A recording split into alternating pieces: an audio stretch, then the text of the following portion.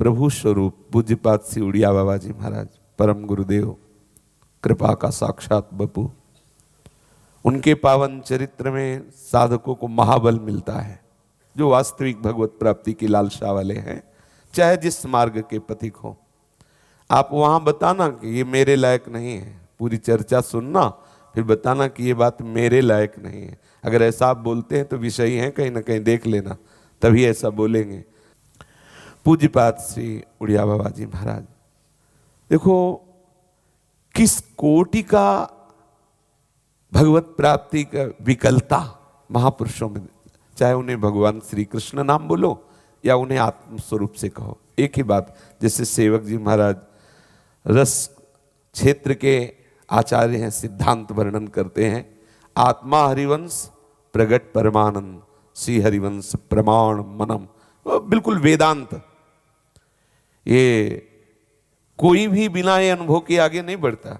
ऐसा ना समझो हमें इन बातों से क्या, वो प्रपंची विषयी जीव है, वो केवल संप्रदायवाद का आश्रय लेकर अपनी वासनाओं का पोषण कर रहा है, किसी मार्ग का पथिक नहीं है, वो केवल देह मार्ग पर विचरण करने वाला है। सिद्धांत समझने क्या, सेवक जी क्या करें, श्री हरिवंश विदित विधि वेदम, श्री हरिवंश जो तत्व अभेदम, श्री हरिवंश प्रकाशित जोगम, श्री हरिवंश सुकृत सुख भोगम, अभेद तत्व का अनुभव होता है। आत्मा हरिवंश प्रगट परमानंद, श्री हरिवंश प्रमाण मनम। चाहे उसे आत्मा कहो या हरिवंश कहो, चाहे उसे आत्मा कहो या श्री कृष्ण कहो, गोपी नाम च तत्पति नाम सर्वेशाम उच्च। चराचर जगत की आत्मा वही, गोपियों की आत्मा है, गोपियों के पतियों की आत्मा वही, वो अपने अपने स्वरूप में खेल रहे हैं। श्री सुखदेव जी परीक्षित जी से कह रहे हैं, स्वप्रतिबिंब विभ्रमा, अपने आप से अपने आप में, जैसे एक कांच के मंदिर में कोई बालक खेल रहा हो, मेरा प्रभु ही है। उसे आप आत्मा शब्द से कहे, ब्रह्म शब्द से कहे, श्री कृष्ण नाम से कहे, या जो भी नाम रूप दे वही है, दूसरा कोई नहीं। ये व्याकुलता कब पैदा होती है? जो सावधान उपासक है उसके हृदय में होती है। विचरण के समय देखा गया है, जो वैराग्यवान विचरणशील महात्मा है उनको सब अनुभव होता है, क्योंकि बाहर से मूर्ख बन के रह जाता है, बोला नहीं जाता, चुप रह जाता है। ये जो ब्रह्म बोध प्राप्त करना है, भगवत प्राप्ति के मार्ग के उपासक होते हैं, उनका स्वरूप ही दूसरा होता है। ये सखी बैठी हुई है, बहुत समय तक इनके आश्रय में रहे, आश्रम में, आप पूछो कभी कोई वार्ता, ये तो यहाँ वृंदावन के पीछे कोई जाना ही नहीं कि हमें कुछ बोलना आता है क्या, कुछ बताना। जब तक वस्तु का बोध ना हो तब तक जैसे रहे जैसे पागल, एकदम मूर्ख, कुछ आता नहीं, वेश रख लिया, बस भरण पोषण कर रहा है पेट का, बस इतना होना चाहिए।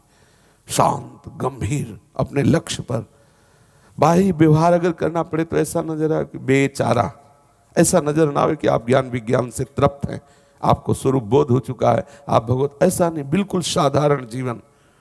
तब अंदर आग लगती है, क्योंकि जहां मान मिला वो आग बुझ जाएगी, जहां आपको प्रतिष्ठा मिली वो आग बुझ जाएगी। सम्मानम कल्याति घोर गरलम, ये महाविष है। वो उपासक समझता है, साधारण तो देहाभिमानी तो प्रसन्न होगा कि हमारा सम्मान हुआ, वो जलता है, क्योंकि वो पहले देह भाव को नष्ट करना चाहता है, तभी तो स्वरूप की तरफ बढ़ेगा। और देह का मान, देह के सुख, देह के, तो वो तो पुनः फंस गया ना। नीचापमानम सुधा, ये सिद्धांत है। ये देह राग हमें भगवत प्राप्ति नहीं होने दे रहा, वो विकलता नहीं आने दे रहा है। क्षुद व्याधिश्चिकित्सताम प्रतिदिनम भिक्षौषधम भुज्यताम स्वादन्नम न तु याच्यताम विधिवशात् प्राप्तेन संतुष्यताम शीतोष्णादि विषयहताम न तु वृथा वाक्यम समुच्चार्यता मौदासीन्यमभीप्स्यताम जन कृपा नैष्ठुर्यमुत्सृज्यताम। अगर व्याकुलता हृदय में पैदा करनी है, मुझे रहा नहीं जाता प्रभु के बिना, मुझे बोध के बिना, प्रेम के बिना रहा नहीं जाता, उसके लिए बाबा ने ये सिद्धांत जीवन में उतारा तब उनकी व्याकुलता पैदा हुई थी। कोई ये बात मानकर ना टाल दे कि वो बहुत जन्मों से साधना में रत थे इसलिए उनकी ऐसी स्थिति आई। चलो मान गए, तो वो बहुत जन्मों में जो कमाए वो हमें अभी दे रहे, क्यों नहीं ले रहे हो? जरूरी है बहुत जन्म दौड़ो? महापुरुष जन जैसे पिता अपने जीवन भर की कमाई हुई संपत्ति अपने पुत्र के नाम कर देता है, ऐसे ही हम सभी महापुरुषों के कृपा भाजन बने, इनकी आज्ञा के अनुसार चलें तो हमें उतना दौड़ना नहीं पड़ेगा। हमें इसी जन्म में बहुत कम समय में वो लाभ मिलेगा जो उन महापुरुषों ने बहुत जन्मों में तपस्या करके जो बात अनुभव की वो हमें एक सेकंड में बता रहे। एक सेकंड में हम अपने जीवन में कहीं ढिलाई न करें। साधक की कमी क्या होती है? वो मन को दुलार करके चलना चाहता है। बहुत जन्मों से मन हमें फंसाए हुए हैं, तो जहां हम इसके प्रतिकूल होने की चेष्टा करते बहुत डर लगता है। आप देख लीजिए, ये अंदर की बातें हैं, अनुभव की हुई बातें हैं। जहां कोई आप कड़ा शासन करने की बात सोचे तो भय अंदर आ जाएगा, और अगर नियम ले लिया कड़ा तो हफ्ता नहीं बीतेगा ऐसा प्रलोभन आएगा कि आपको भ्रष्ट होने की जगह तक पहुंचा देगा। अगर आप सावधान नहीं हैं तो मन को दुलार करना बंद कीजिए। अगर मन को दुलार करेंगे तो कभी व्याकुलता नहीं आ पाएगी। क्षुध व्याधिस चिकित्सताम प्रतिदिनम भिक्षौषधम भुज्यताम। क्षुधा रूपी रोग की चिकित्सा करो, केवल चिकित्सा, आहार नहीं, चिकित्सा दवा रूप में। आगे प्रसंग आएगा, एक संत सी एकांत क्षेत्र में वास करते थे और बहुत से साधक उनके आश्रय में रहते थे। तो जो नारियल होता है ना, पका नारियल, उसमें एक जो ऐसे होता है उसके संत जन दो भाग करके एक की कटोरी बना लेते हैं। अब उस कटोरी में कितना आटा आता होगा आप सोचो। पक्के नारियल का, जो पक्का नारियल होता है, और उसको जब निकाल तो अंदर नारियल के पहले ऊपर एक निकलता है ना, उसे नारियल की कटोरी संत जन बनाते हैं। जैसे लकड़ी के पात्र, रज के पात्र, तो नारियल के पात्र रखते हैं। एक छोटी सी इतनी बड़ी बनती है, पानी चाय आदि पीने। उस कटोरी भर केवल 24 घंटे में आटे की रोटी बना खाने के लिए आदेश था, बस इतना। उसमें पतली पतली 2 रोटी बस, तीसरी नहीं बनती थी। इतना, मतलब वो इतना बड़ा गोला होता है, उसके 2 भाग कर दीजिए अब एक कटोरी में, और आटा ऐसे बोलते अपने हाथ से देते ऐसे, बस आप उतना ही सेवन करें, बस 24 घंटे में एक बार उतना ही। सबके पेट चिपके हुए सब, तो सबको अध्यात्म उन्नति प्राप्त थी। यहां आदेश करें, क्षुध व्याधिस चिकित्सताम प्रति। आप देखो, करके तो देखो, थोड़ा भोजन कीजिए तो आपके अंदर ऊर्जा शक्ति बनेगी। वो आपको परमार्थ का अनुभव कराने के लिए प्रेरित करेगी। आपका भजन, आपका चिंतन, आपकी एक प्रबल जिज्ञासा ये नवीन होती चली जाएगी, जागृत हो। और जहां आप ठास ठास के भर लिए, बेकार हो गया। भोजन बहुत बड़ा परमार्थ में सहायक और बाधक भी है। यदि आप वो भोजन ऐसे पाए कि पाने के बाद लगा आहा छक गए, तो साधना आपकी बाधित हो जाएगी। पूज्य बाबा का अनुभव, साधक उतना भोजन करे कि भूख लगे, कि बोले छक गए तो वो निर्णय करने में थोड़ा रुके कि अभी वो उतना बस भोजन होना चाहिए। अगर आपकी 6 रोटी में पेट भर जाता है तो 3 से काम चलाओ, 6 मत पाओ। क्षुध व्याधिस चिकित्सताम प्रतिदिनम भिक्षौषधम भुज्यताम। एक दिन पूज्यपाद श्री महाराज उड़िया बाबा जी साधकों को पूड़ी आई हुई थी भिक्षा में, तो परोस रहे थे। कुछ मोटी पूड़ी थी ग्रामीण, कुछ पतली थी। तो ऐसे पहले पतली ऐसे परोसा, फिर ऊपर मोटी डाल दी और दूर खड़े हो गए। उनमें से एक ब्रह्मचारी जी थे, नीचे वाली पतली निकाले और पाने लगे। बोले घर चले जाओ, ब्याह करो, अच्छा रहेगा, बैरागी बनने लायक नहीं हो। क्यों निकाला नीचे से? बोले थोड़ा नरम और पतली है। तो बोले घर जाओ तो बहू गरम गरम बना के पवाएगी, बाबा जी बनने लायक नहीं, जाओ। बाबा बड़ा कड़ा शासन रखते थे। प्रारब्धवशात प्रतिदिनम भिक्षौषधम भुज्यताम। भिक्षा में जैसा निरपेक्ष, आप भोक्ता क्यों बन रहे हैं? स्वादिष्ट अन्न आदेश कर रहे हैं, स्वाद अन्नम न तो याच्यताम। स्वाद अन्न की याचना मत कीजिए। प्रारब्धवशात जो मिला, जैसा मिला थोड़ा पा लीजिए। और यहां मन हमारा 5 ज्ञानेंद्रियों के साथ लगकर हमें फंसाए हुए, इस बात को आप समझिए। हम क्या करते हैं कि भोक्ता बन करके मन जो 5 ज्ञानेंद्रियों के विषय में शब्द स्पर्श रूप रस गंध में फंसाता है, उसे हम भोक्ता मानकर राजी हो रहे हैं। बड़ी सुंदर सुगंध है, बहुत सुंदर भोजन है, बड़ा महीन कपड़ा है, बड़ा कीमती है, ऐसा। आप कहां हो? आप कहां हो? सावधान। तभी हमारे अंदर की जो भगवत प्राप्ति की व्याकुलता बुझी हुई है, उसको जगाने के लिए हमें ये करना होगा, तभी हमारे अंदर व्याकुलता नहीं बढ़ रही। ध्यान दीजिए, मना खष्टान इंद्रियाणि प्रकृति स्थान कर्षति। आपकी विरहाग्नि को ये शांत किए हुए है। जो 5 ज्ञानेंद्रियों सहित मन विषयों का सेवन करा रहा है, उसे आप भोक्ता भाव से स्वीकार कर रहे हैं। इसलिए न मुमुक्षुता जागृत हो रही और न प्रेम प्राप्ति के लिए विकलता आ रही है। सबसे पहली दृष्टि रखो आप आहार पर, करके देखो। आप सब भगवत कृपा पात्र जन हैं, क्योंकि प्रायः संसार ऐसे बंधनों से जकड़ा हुआ है, निकलना मुश्किल। आपको प्रभु ने पसंद कर लिया, मार्ग दे दिया।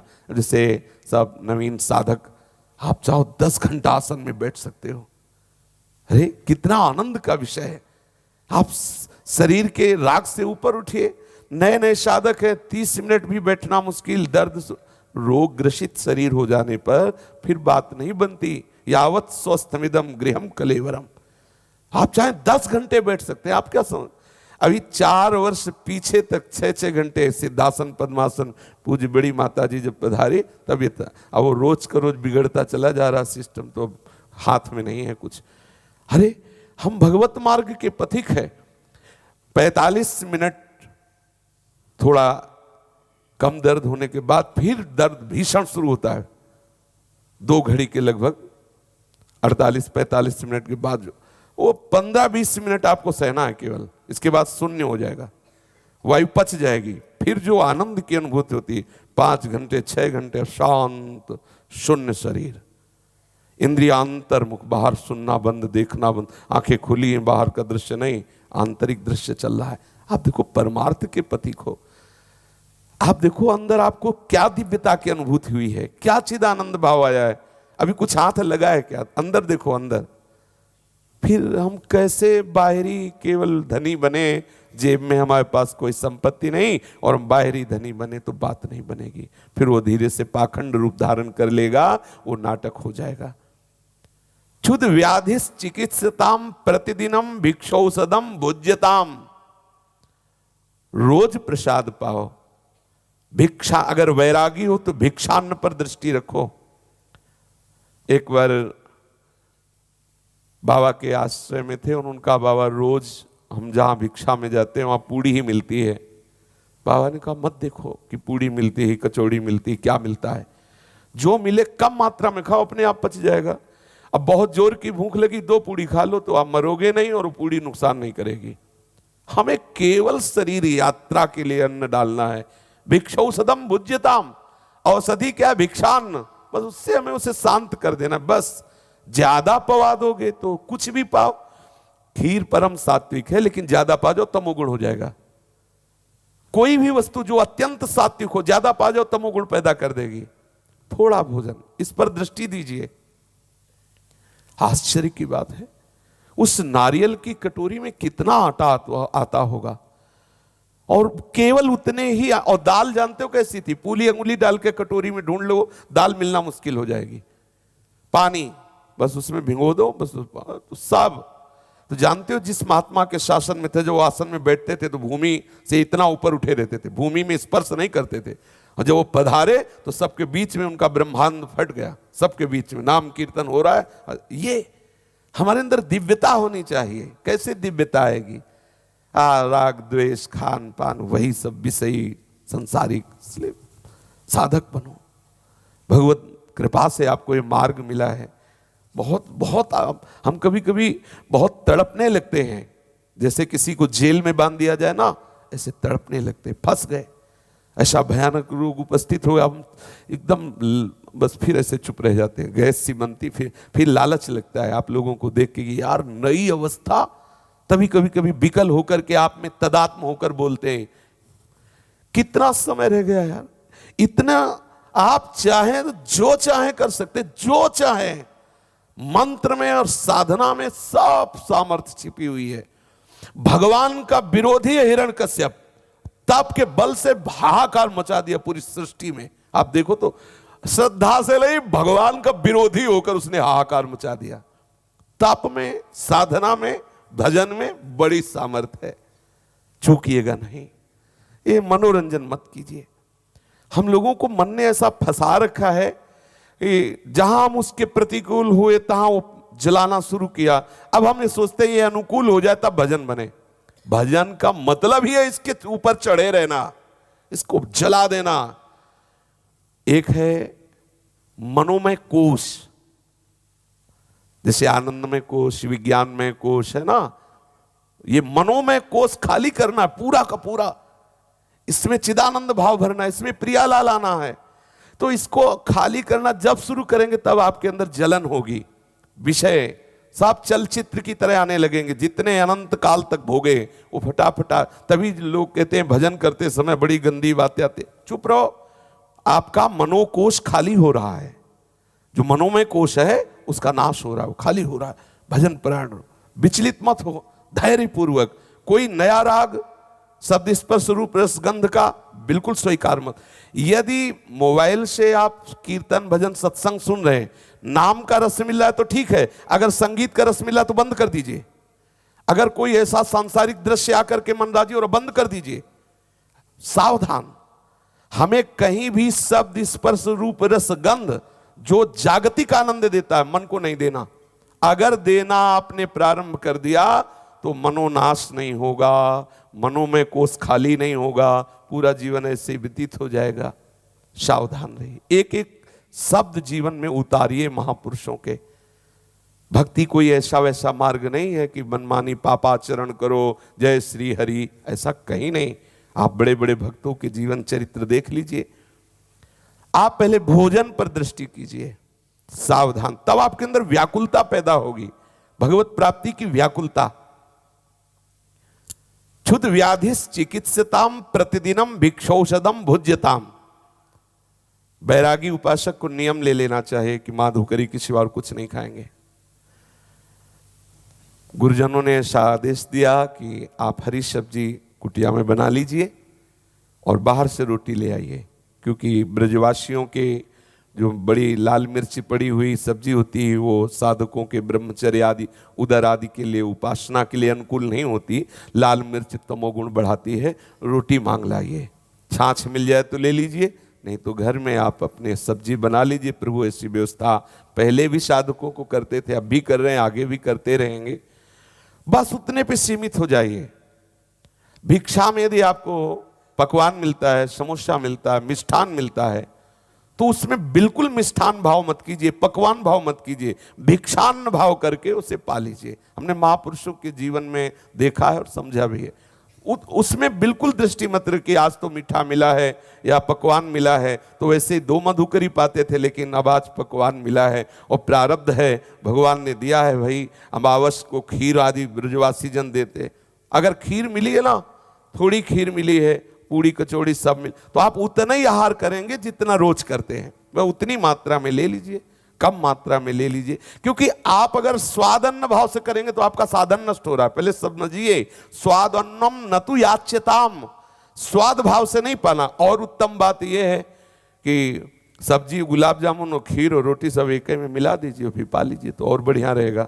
पर अगर इतनी हिम्मत ना पड़े, मन है कैसे, तो फिर आप थोड़ी मात्रा में लेना प्रारंभ। मारो इसको, मन को मारो, तभी आगे बढ़ोगे। मन मार्या तन बस में कीना, हुआ भरम सब दूर। विधिवशात प्राप्तेन संतुष्यताम।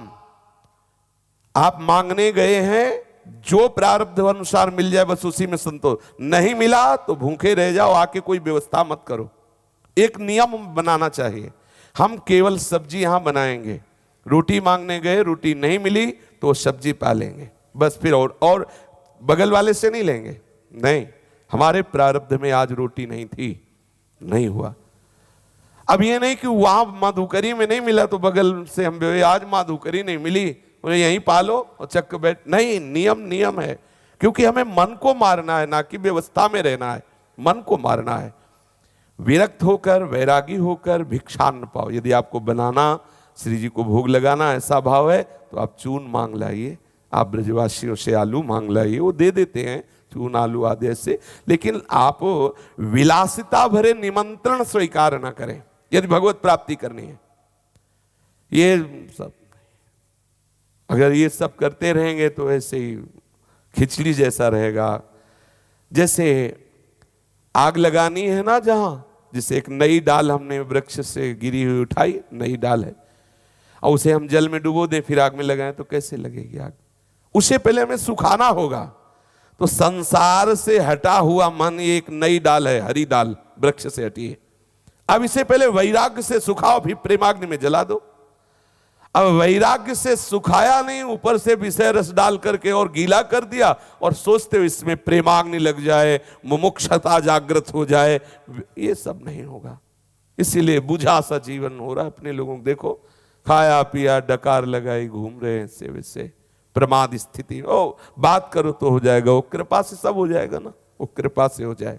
प्रमाद स्थिति को कृपा नहीं कहते। शीतोष्णादि विषयहताम न तो वृथा वाक्यम समुच्चार्यताम। गर्मी सर्दी को सहन करने की चेष्टा करें।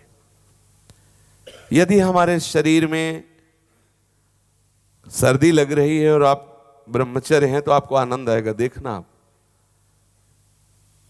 बहुत भीषण गर्मी है और आपको ब्रह्मचर्य हैं आप, तो गर्मियां आपको विचलित नहीं करेगी। शीतलता, वाराणसी के घाटों में कृपा का अनुभव हुआ इनमें।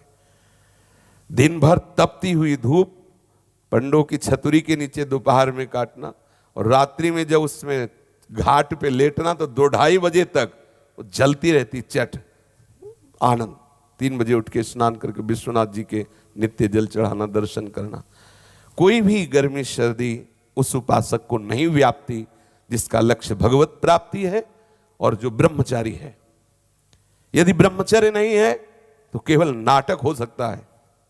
बिल्कुल सावधानी। ये जन्म हमें झोंक देना है प्रभु के ऊपर। अब लो निशानी अब ना नसीब, अब तक जो हुआ हुआ आगे नहीं होगा, ऐसा निश्चय करो। गृहस्थ हो तो केवल संतानोत्पत्ति के लिए ठीक ब्रह्मचर्य का पालन करते हुए गृहस्थी विरक्ति भगवत प्राप्ति में कोई सहायक बाधक नहीं, राग त्याग करके भगवत चिंतन करते हुए दोनों उसी स्थिति को पहुंच सकते हैं। शीतोष्णादि विषयहताम। आप में इतनी सामर्थ्य होनी चाहिए कि भीषण गर्मी में भी आप बिना एसी बिना पंखा के रह सके। यही धाम में बिजली कटी हुई थी, ये मुरारी शरण जब आते थे पूर्व में पूछ लेना। अगर हमारे अंदर ये विषय लोलुपता जागृत हुई कि भाई एसी और ये सब, इसके बिना हम नहीं रह सकते, क्या जीवन, क्या साधना, क्या जीवन। रोग ग्रसित शरीर हो जाए फिर अब जैसी श्री जी की इच्छा हो, नहीं तो जीवन में कभी विषय स्वीकार नहीं करना चाहिए। सुविधा भोगी उपासक नहीं होना चाहिए। हर कष्ट सह करके हम मन को भगवदाकार करें। अगर शरीर राग में फंसे रहे, कभी एसी में बैठ करके मन भगवदाकार नहीं होता, तुम्हें बता रहे। अगर भगवदाकार है तो चाहे एसी बैठा लो, चाहे यमुना किनारे बैठा लो, तो ये थोड़ी कि पहले भगवदाकार था अब नहीं है। ये ऐसा मार्ग नहीं। एक बार जिस भूमिका पे चढ़ गया फिर नीचे नहीं उतरता। पर वहां चढ़ने के लिए आवश्यक ये है, आप विविध प्रकार की सुविधा भोगी देह संबंधी सुविधाओं को भोग रहे और आपका मन भगवदाकार हो जाएगा। आश्चर्य की बात है। सावधान।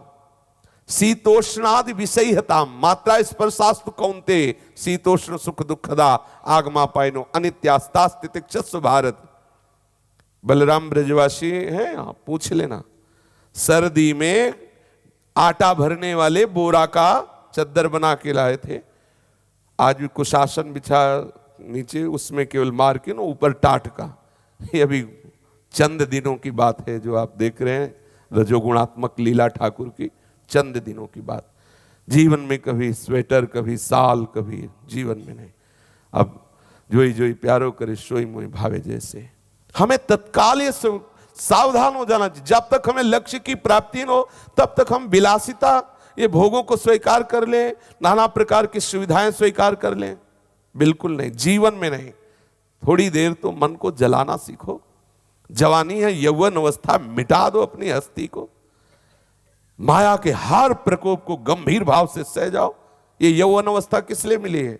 भोगने के लिए। पामर जीवों की बात है, भोगने के लिए नहीं मिली, सहने के लिए मिली।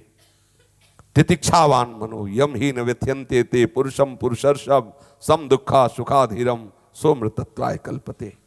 जहां न सुख है न दुख है, वो सच्चिदानंद हमारा स्वरूप है। देह भाव में आके मर मिट रहे हो, नाना प्रकार की वासनाओं, हम इसके बिना नहीं रह सकते, हम ऐसे नहीं रह सकते। अरे हम कहाँ फंसे हो?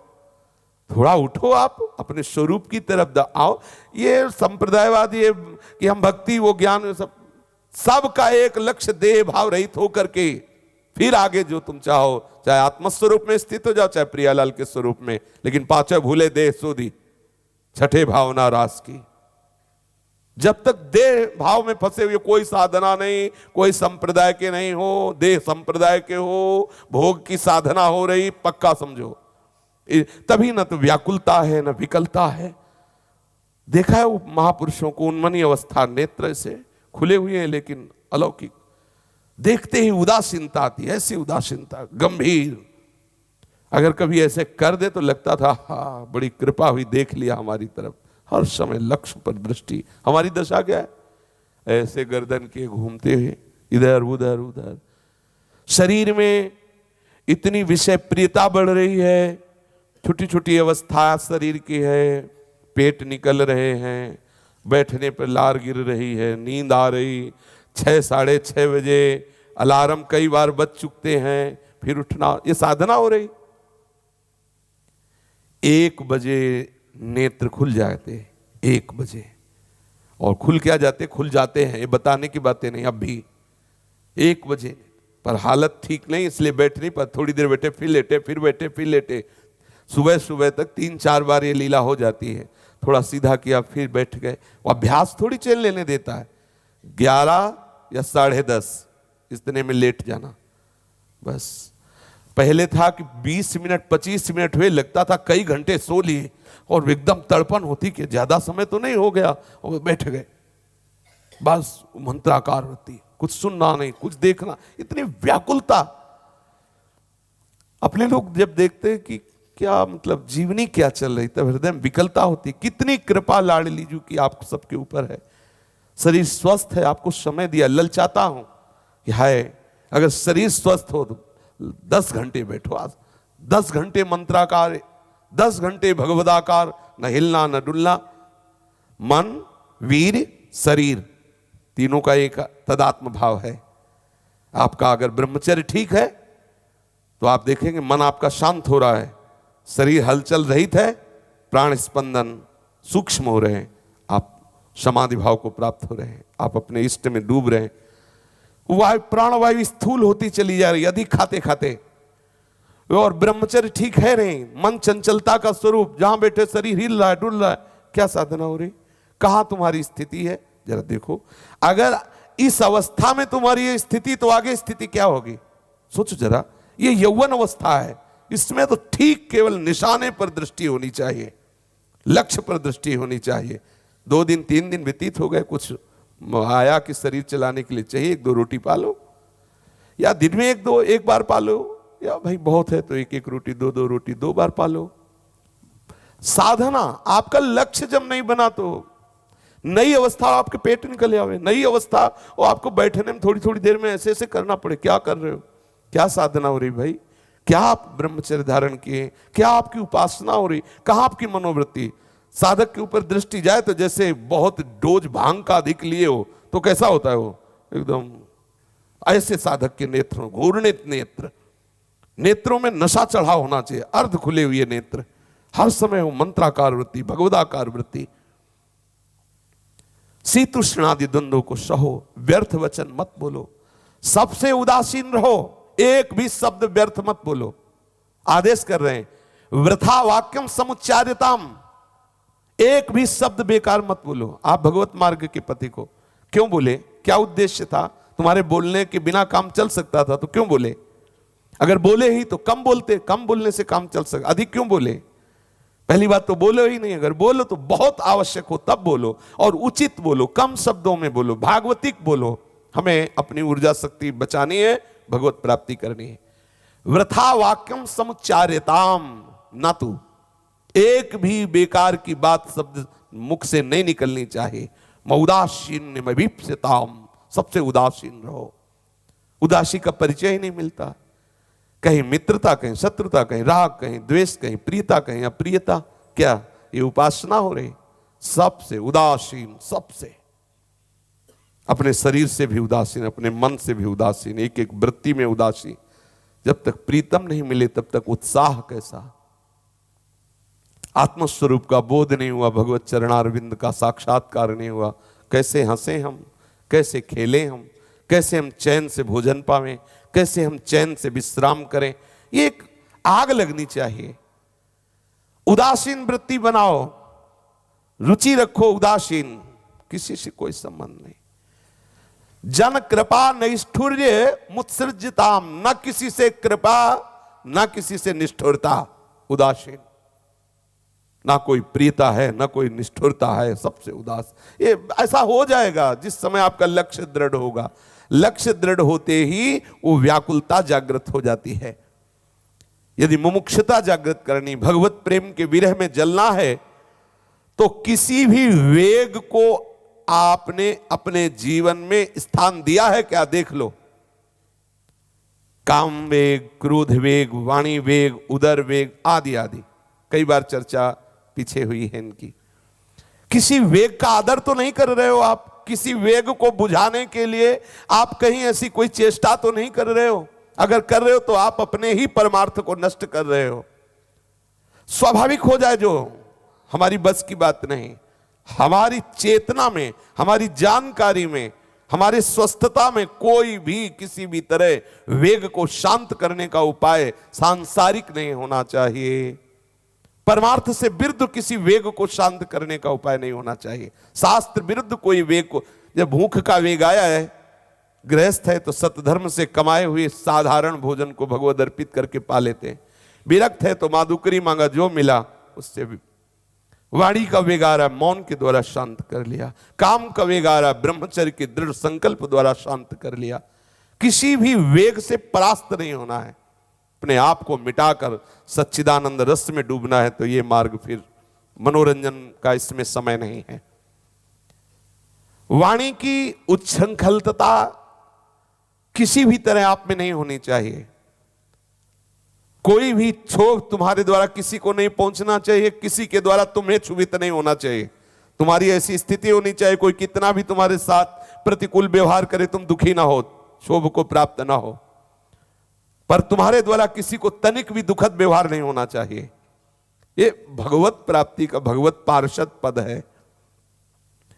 परहित की दृष्टि में हृदय के तराजू में तौलकर अत्यंत मधुर परमार्थ का वचन बोलो। स्वाद दृष्टि से कभी कुछ ना, जीवन भर मत खाओ स्वाद दृष्टि रख करके कुछ भी। आहा, हटा दो, नहीं खाना, चलो रोटी लाओ, नहीं, खीर हलवा हटाओ, नहीं पाना, ऐसा स्वभाव रखो। पर यहां तो रोटी हटा देंगे, हलवा खीर रख लेंगे। आप देख लो, अंदर से देख लो, तभी व्याकुलता नहीं पैदा होती भगवत प्राप्ति की। रोटी तो रोज होती है, आज तो बस आज ही में तो खसका देगा वो कहीं। बहुत सावधान, ये मन जो है प्रतिपल आपको परास्त करने की चेष्टा करेगा, जाल बुनेगा। साधक सावधान रहे। स्वाद दृष्टि से जो साधक भोजन पाता है वो तमोगुणी है, तमोगुण की वृद्धि करता है। वो अपने जीवन में कभी परमार्थ का व्रत निर्वाह नहीं कर सकता। ध्यान देना, स्वाद बुद्धि से जहर है हमारे लिए भोजन, क्योंकि हम भगवत प्राप्ति के मार्ग के साधक हैं। शरीर, वीर, प्राण और मन, ये चारों एक ही हैं। इनका परस्पर घना संबंध है। एक को भी क्षुभित मत होने देना जीवन में भी। शरीर, वीर, प्राण और मन, जो कम आहार करता है, निरंतर भजन करता है, तो बिना प्राणायाम के भी प्राणवायु सूक्ष्म होने लगती है। जो ब्रह्मचारी है तो शरीर निरोग होने लगता है। कोई प्रारब्धवशात असाध्य आदि रोग आ जाए वो बात अलग है, लेकिन ऐसा नहीं यहाँ दर्द हो वहाँ दर्द हो, ये सब प्राणवायु बिगड़ती है ना, तब ये कई तरह के रोग होते। साधक जो ब्रह्मचारी है, आसनों पर बैठता है, भजन परायण है, शरीर स्वस्थ रहेगा, निरोग रहेगा, हल्का रहेगा, वीर पुष्ट रहेगा, मन शांत रहेगा, एकाग्रता पूर्वक भजन होगा, क्योंकि प्राण सूक्ष्म है। साधक पास चल रहा, उसकी प्राणवायु सुनाई दे, ऐसे वाह, ये प्राण साधक है। सही माने में तो साधक वो है कि ऐसे आटा लगा दे, ऐसे पाउडर रख दे और वो पाउडर उड़े ना, और उसकी प्राण तब लगा कि हाँ भजन सही माने में हो रहा है। आराम से प्राणवायु का ऊपर ले जाना, नीचे ले जाना, बार बार मंत्र, उससे प्राणवायु सूक्ष्म, उससे आप देखो आनंद की अनुभूति होगी। आपका ब्रह्मचर्य पुष्ट है, शरीर शांत है, मन एकाग्र, खूब भजन परायण, ये दिव्यता का अनुभव करने के लिए है। और हम सब दिव्यता के ही मार्ग के तो पथिक हैं।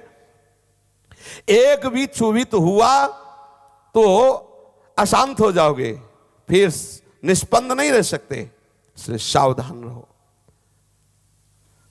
साधक को आसन में बैठना बहुत आवश्यक है। एक आसन में बैठने से वीर ऊर्ध्वगामी होने लगता है, प्राण निष्पन्द होने लगते हैं। बहुत वर्षों तक बाबा लेटे ही नहीं, बहुत वर्षों तक बाबा लेटे ही नहीं। पद्मासन में बैठे ही बैठे ऐसे ही कमर थोड़ा ऐसे झुकाई, थोड़ा सो गए, फिर बैठ गए। ये ऊर्ध्वगामी वीर तभी होता है जब मेरुदंड सीधी और ऐसा आसन पर अभ्यास किया जाए, प्राण निष्पन्द हो जाते हैं। शरीर स्थिर रहने से प्राण निष्पन्द होता है। प्राण और शरीर अन्योन्याश्रित है। शरीर प्राणों का ही कार्य है। प्राणों को ही भूख लगती, प्राण ही भोजन खाते हैं, प्राण ही पचाते हैं। प्राणों के क्षोभ से ही काम विकार होता है। प्राणों के शांत हो जाने पर सारे विकार अपने आप शांत हो जाते हैं। प्राणों के शांत हो, इसलिए 24 घंटे में कुछ आसन में बैठने का अभ्यास करना चाहिए, यदि आपका शरीर स्वस्थ है तो। आसन जरूरी है, हर समय झोला टांगे इधर उधर घूमने वाला साधक ठीक नहीं है। कभी दर्शन के लिए उचित युक्ताहार विहार से थोड़ा ठीक है, दर्शन आदि के लिए थोड़ा विहरण कर ले, फिर आसनों पे बैठना चाहिए। साधु की साधुता तभी सुरक्षित रहेगी जब वो एकांत सेवन आसन आदि। नए नए साधक हैं, 2 घंटे आसन में नहीं बैठ सकते, क्या साधुता है, क्या है? मुझे तो नहीं समझ में आ रहा कि कैसे तुम्हारा मन भगवदाकार होगा जब आप आसनों में बैठना ही नहीं सीखे। आज दर्द कर रहा है, कल धीरे धीरे वायु पचने लगेगी, आप कर, अरे उस समय चिंतन करो ना। और वो जो दर्द हो रहा तुम्हारे प्रारब्ध का नाश हो रहा, कोई ऐसा थोड़ी जो जानबूझकर तुम दर्द सह रहे हो, वो तुम्हारे प्रारब्ध का शमन हो रहा, अंतःकरण पवित्र हो रहा है, आप प्रभु की तरफ बढ़ रहे हैं, प्रभु आपसे रीझ रहे हैं। बैठना चाहिए। किसी भी संप्रदाय में ऐसा नहीं कि हमारे संप्रदाय में आसन की बात नहीं, कहीं भी देख लो, किसी भी आचार्य महापुरुष को देखो, बिना आसन में बैठे, बिना शरीर शांत किए, बिना प्राणवायु सूक्ष्म के, बिना मन एकाग्र के कैसे आप प्रिया प्रीतम में निरंतर चिंतन कर सकते हैं? कैसे आप एकाग्र हो सकते हैं? बैठने में ही थोड़ी थोड़ी देर में इधर उधर, तो मन तो इधर शरीर में लगा, कैसे प्रियालाल में लगे? थोड़ा अभ्यास करो। जिनका अभ्यास नहीं पूर्व में हुआ, अवस्था ज्यादा हो गई, तो नाम पर ध्यान दो। नाम पर, आखिरी बात नाम पे ही है। लेकिन आप यौवन शरीर है तो आप जरूर साधन पर लगो। बिना साधन के आप निर्विकार नहीं रहेंगे। नई नई अवस्था के साधक हैं और चेहरे पे कुछ है ही नहीं। चेहरा देखो तो ऐसा लगता है कि जैसे 10-5 बच्चों के पिता हो। नहीं, ऐसा नहीं होना। साधक ज्योतिर्मय होता है, दबी हुई आग होता है। भगवान दत्तात्रेय जी वर्णन करते हैं, साधक दबी हुई आग होता है, जैसे राख से ढकी हुई आग। ऊपर से आपको शांत दिखाई दे रहा है, लेकिन अपने स्वरूप में आ जाए तो तेज का ज्वाज्वल्यमान रूप है।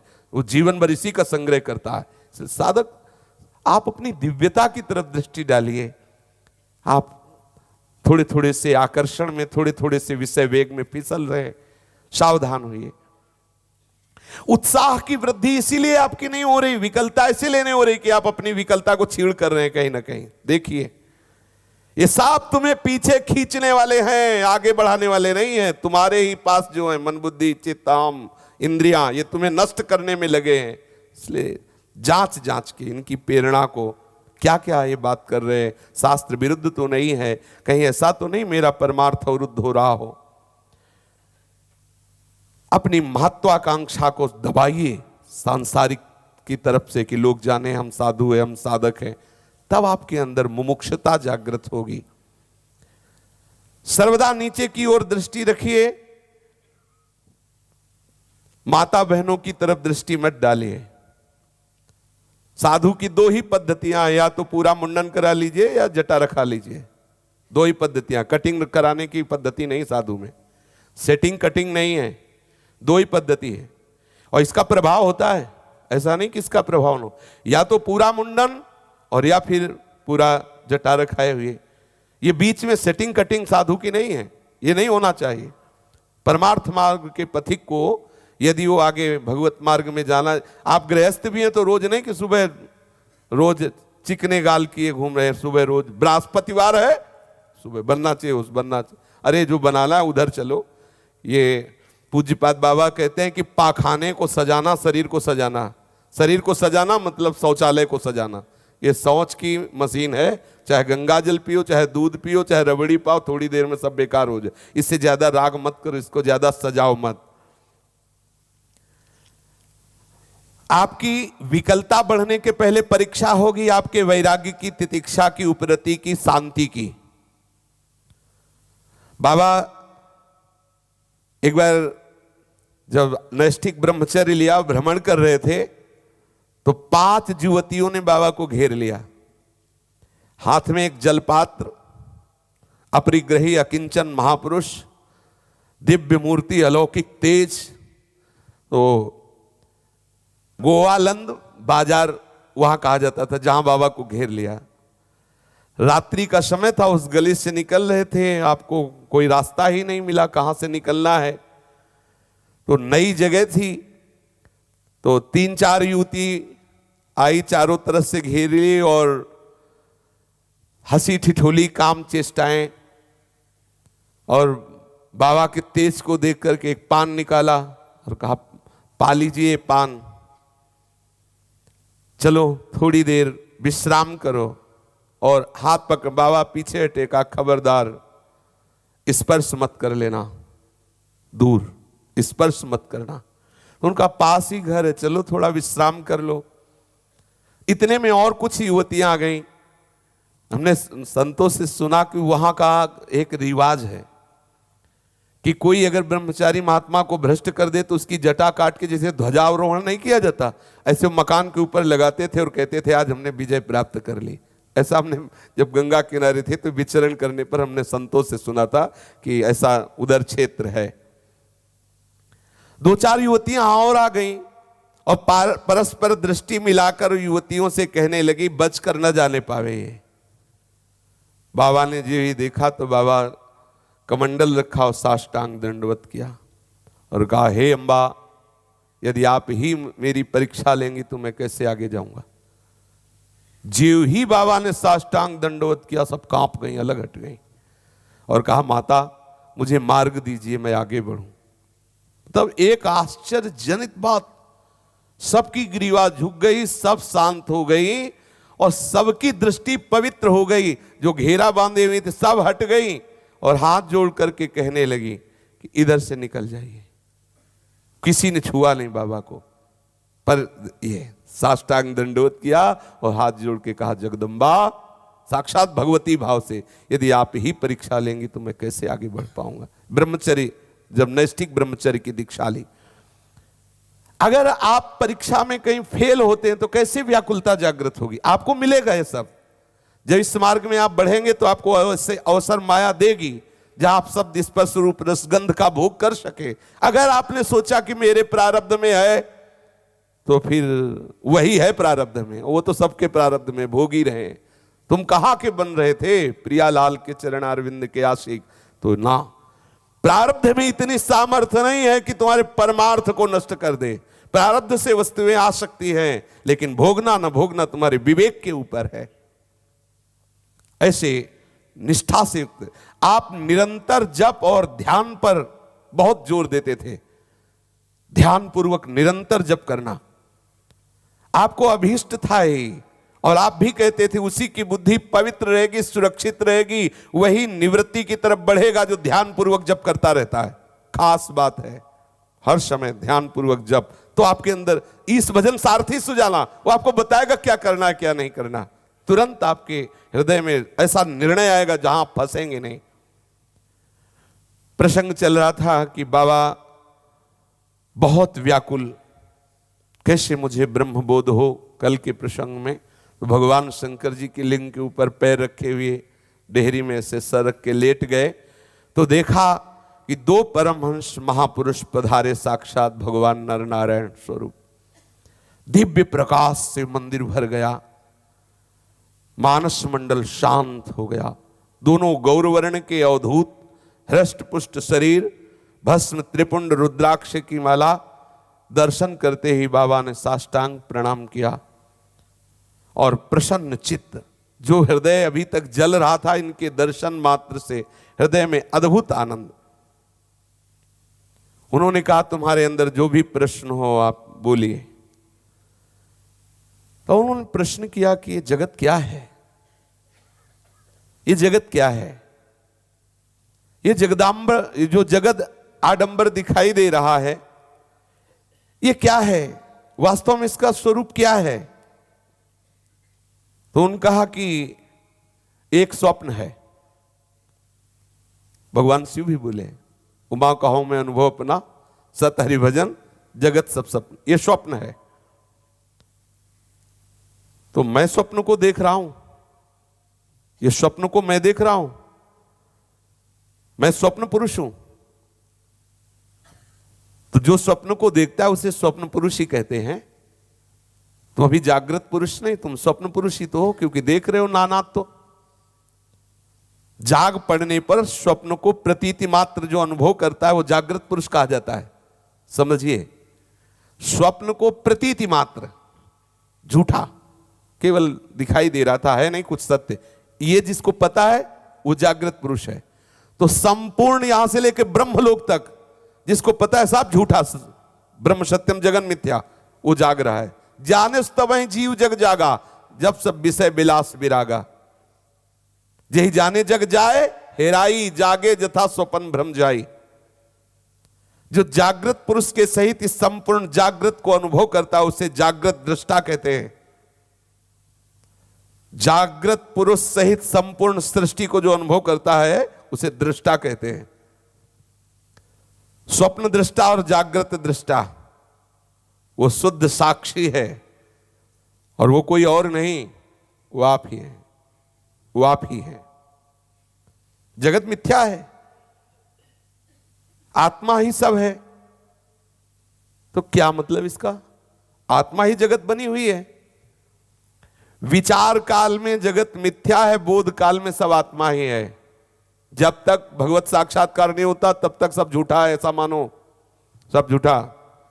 नहीं तो वैसे ही राग किए फंसे और मान लोगे कि मेरे भगवान है तो और राग करो। बोले अब क्या है, वो भगवान ही है पत्नी, तो फिर और पुष्ट। राग से अनुराग के बीच में वैराग्य है, ये अनावश्यक है। बोध काल में सब भगवत स्वरूप है, लेकिन विचार काल में जो आप नानात्व में फंसे, इसमें वैराग्य होना आवश्यक है। ये सूक्ष्म विषय है। अगर हम अभी सबको मान रहे हैं कि भगवान है तो केवल बात से कहेंगे भगवान, लेकिन आचरण वही सब होंगे। बिना वैराग्य के, राग त्याग किए बिना ये बोध नहीं होता है। अन्वय और व्यतिरेक दो पद्धतियां हैं, है और नहीं। है ये विश्राम स्थिति है, पर जहां तुम विश्राम माने वो नहीं है, वो नहीं है, नहीं है, ऐसे हटाते चले जाओ तो है में स्थिति आ गई। सब फिर उस समय लगा सब प्रभु ही है। सिद्धांत है, संसार में आसक्त होकर संसार का स्वरूप नहीं समझ सकते। संसार से हटिए, संसार से दूरी बनाइए, तब संसार का स्वरूप समझेंगे। और भगवान से आसक्त होकर भगवान का स्वरूप समझ सकते, भगवान से दूरी बनाकर भगवान का स्वरूप नहीं समझ सकते। और यहां उल्टा हो रहा है, भगवान से दूरी बनाकर संसार से आसक्त होकर हम अनुभव करना चाहते हैं। विषय सेवन करते हुए हम भगवदाकार वृत्ति चाहते हैं। सब कुछ भगवान है, आत्मा है। इसका तात्पर्य है कि आप जब जगत मिथ्यात्व को समझ जाएंगे, कहीं भी राग नहीं रहा, कहीं भी आसक्ति नहीं रही, जब जान गए नकली नोट है तो कोई उठाएगा क्या? बिल्कुल नहीं उठाएगा। जब समझ में आ गया सब झूठा है तो आप भोगने की लालसा क्यों करेंगे? आप उसे पाने की लालसा क्यों करेंगे? अगर पाने की लालसा हो रही तो कहो ये झूठा है, वास्तविक झूठा है। जब सत्य वस्तु में आ गए, समस्त कामनाएं शांत हो गई, तो चिद चिद लक्षणम सर्वम राधा कृष्णमयम जगत। भक्त जन ऐसा देखते हैं और ज्ञानी जन से स्वरूप अनुभव करते हैं, वो मेरा स्वरूप ही, वो मेरी आत्मा ही है, ऐसा अनुभव करते हैं। ये निर्विकल्प समाधि और निर्विकल्प बोध में क्या अंतर है? समाधि एक स्थिति है जो अभ्यास से संपन्न होती है, और निर्विकल्प बोध स्वरूप स्वतः सिद्ध है, उसके लिए अभ्यास नहीं किया जाता। बहुत सुंदर बात, ये ऊंची स्थिति की बात है। जो संकल्प रहित अब समाधि है वो अभ्यास से पहुंचा जाता है, लेकिन जो स्वरूप बोध है उसमें अभ्यास की जरूरत नहीं, तो हमारा स्वरूप है, वो हमारा स्वरूप ही है। वो जागृत, उठते बैठते चलते फिरते हर समय वो रहता है स्वरूप बोध में। समाधि में तो थोड़ी देर के लिए आप निसंकल्प हुए, फिर आप चेष्टा युक्त हुए, इसलिए सर्वश्रेष्ठ है निर्विकल्प बोध, अपने स्वरूप का बोध। निर्विकल्प समाधि वो सविकल्प की अपेक्षा थोड़ा श्रेष्ठ है, पर स्वरूप बोध, जब स्वरूप बोध हो जाएगा तो निर्विकल्प समाधि भी सविकल्प ही लगेगी। तो ये करने वाला जड़ है या चैतन्य है? बोले जहां करता है वो सब जड़ है, जहां करता है वो सब जड़ है। चेतन कुछ करता नहीं है, किंतु कर्तृत्व का आरोप चेतन में किया जाता है। जैसे राजा कुछ नहीं करता, सेना सब युद्ध करती, लेकिन जय पराजय राजा की मानी जाती है। ऐसे स्वरूप से कुछ नहीं हो रहा है, सब करण से हो रहा है। पर करण से जो हो रहा है वो सब स्वरूप बहुत ऊंची है, थोड़ी सूक्ष्मता की बातें हैं। सुख और आनंद में क्या भेद है? वैसे तो दोनों एक ही पर्यायवाची शब्द हैं, पर जो विषय या प्रकृति से लिया जाता है उसे सुख कहते हैं, वो अनित्य है। और जो परमात्मा तत्व स्वरूप से होता है, निर्विषय होता है, उसे आनंद कहते हैं। जो भगवदानंद है, प्रेमानंद है, अखंडानंद है, ये सब उस चिदानंद से है। बाबा को 2 श्लोक उपदेश किए, कई प्रश्न हुए। बाबा को उन महापुरुषों ने 2 श्लोक, नेति नेति नेति शेषितम यत् परम पदम निराकर्तुम अशक्यत्वात् तदस्मीति सुखी भव जड़ताम वर्जयित्वैताम शिलाया हृदयं चयत् अमनस्कम महाबाहो तन्मयो भव सर्वदा। ये नहीं, ये नहीं, ये नहीं, 3 बार। नेति नेतीति नेतीति। स्थूल शरीर नहीं हो तुम, सूक्ष्म शरीर नहीं हो तुम, कारण शरीर नहीं हो तुम। यत परम पदम, जो बचा वही परम पद है, वही तुम्हारा स्वरूप है। ये हम देखो, परम बोध का सूत्र है और भक्ति का भी यही परम सूत्र है। स्थूल सूक्ष्म कारण तीनों से परे भाव देह है, जिसे आत्मस्वरूप कह रहे हैं वही भाव देह है, बस अंतर इतना है। अब यहां से प्रारंभ हो जाता है, वो स्वरूप में स्थित हो गया, भाव देह में स्थित हो गया, ये दिव्य लीलाओं की तरफ पहुंच गया, वो मोक्ष को प्राप्त हो गया। यहां तक की यात्रा सबकी समान है।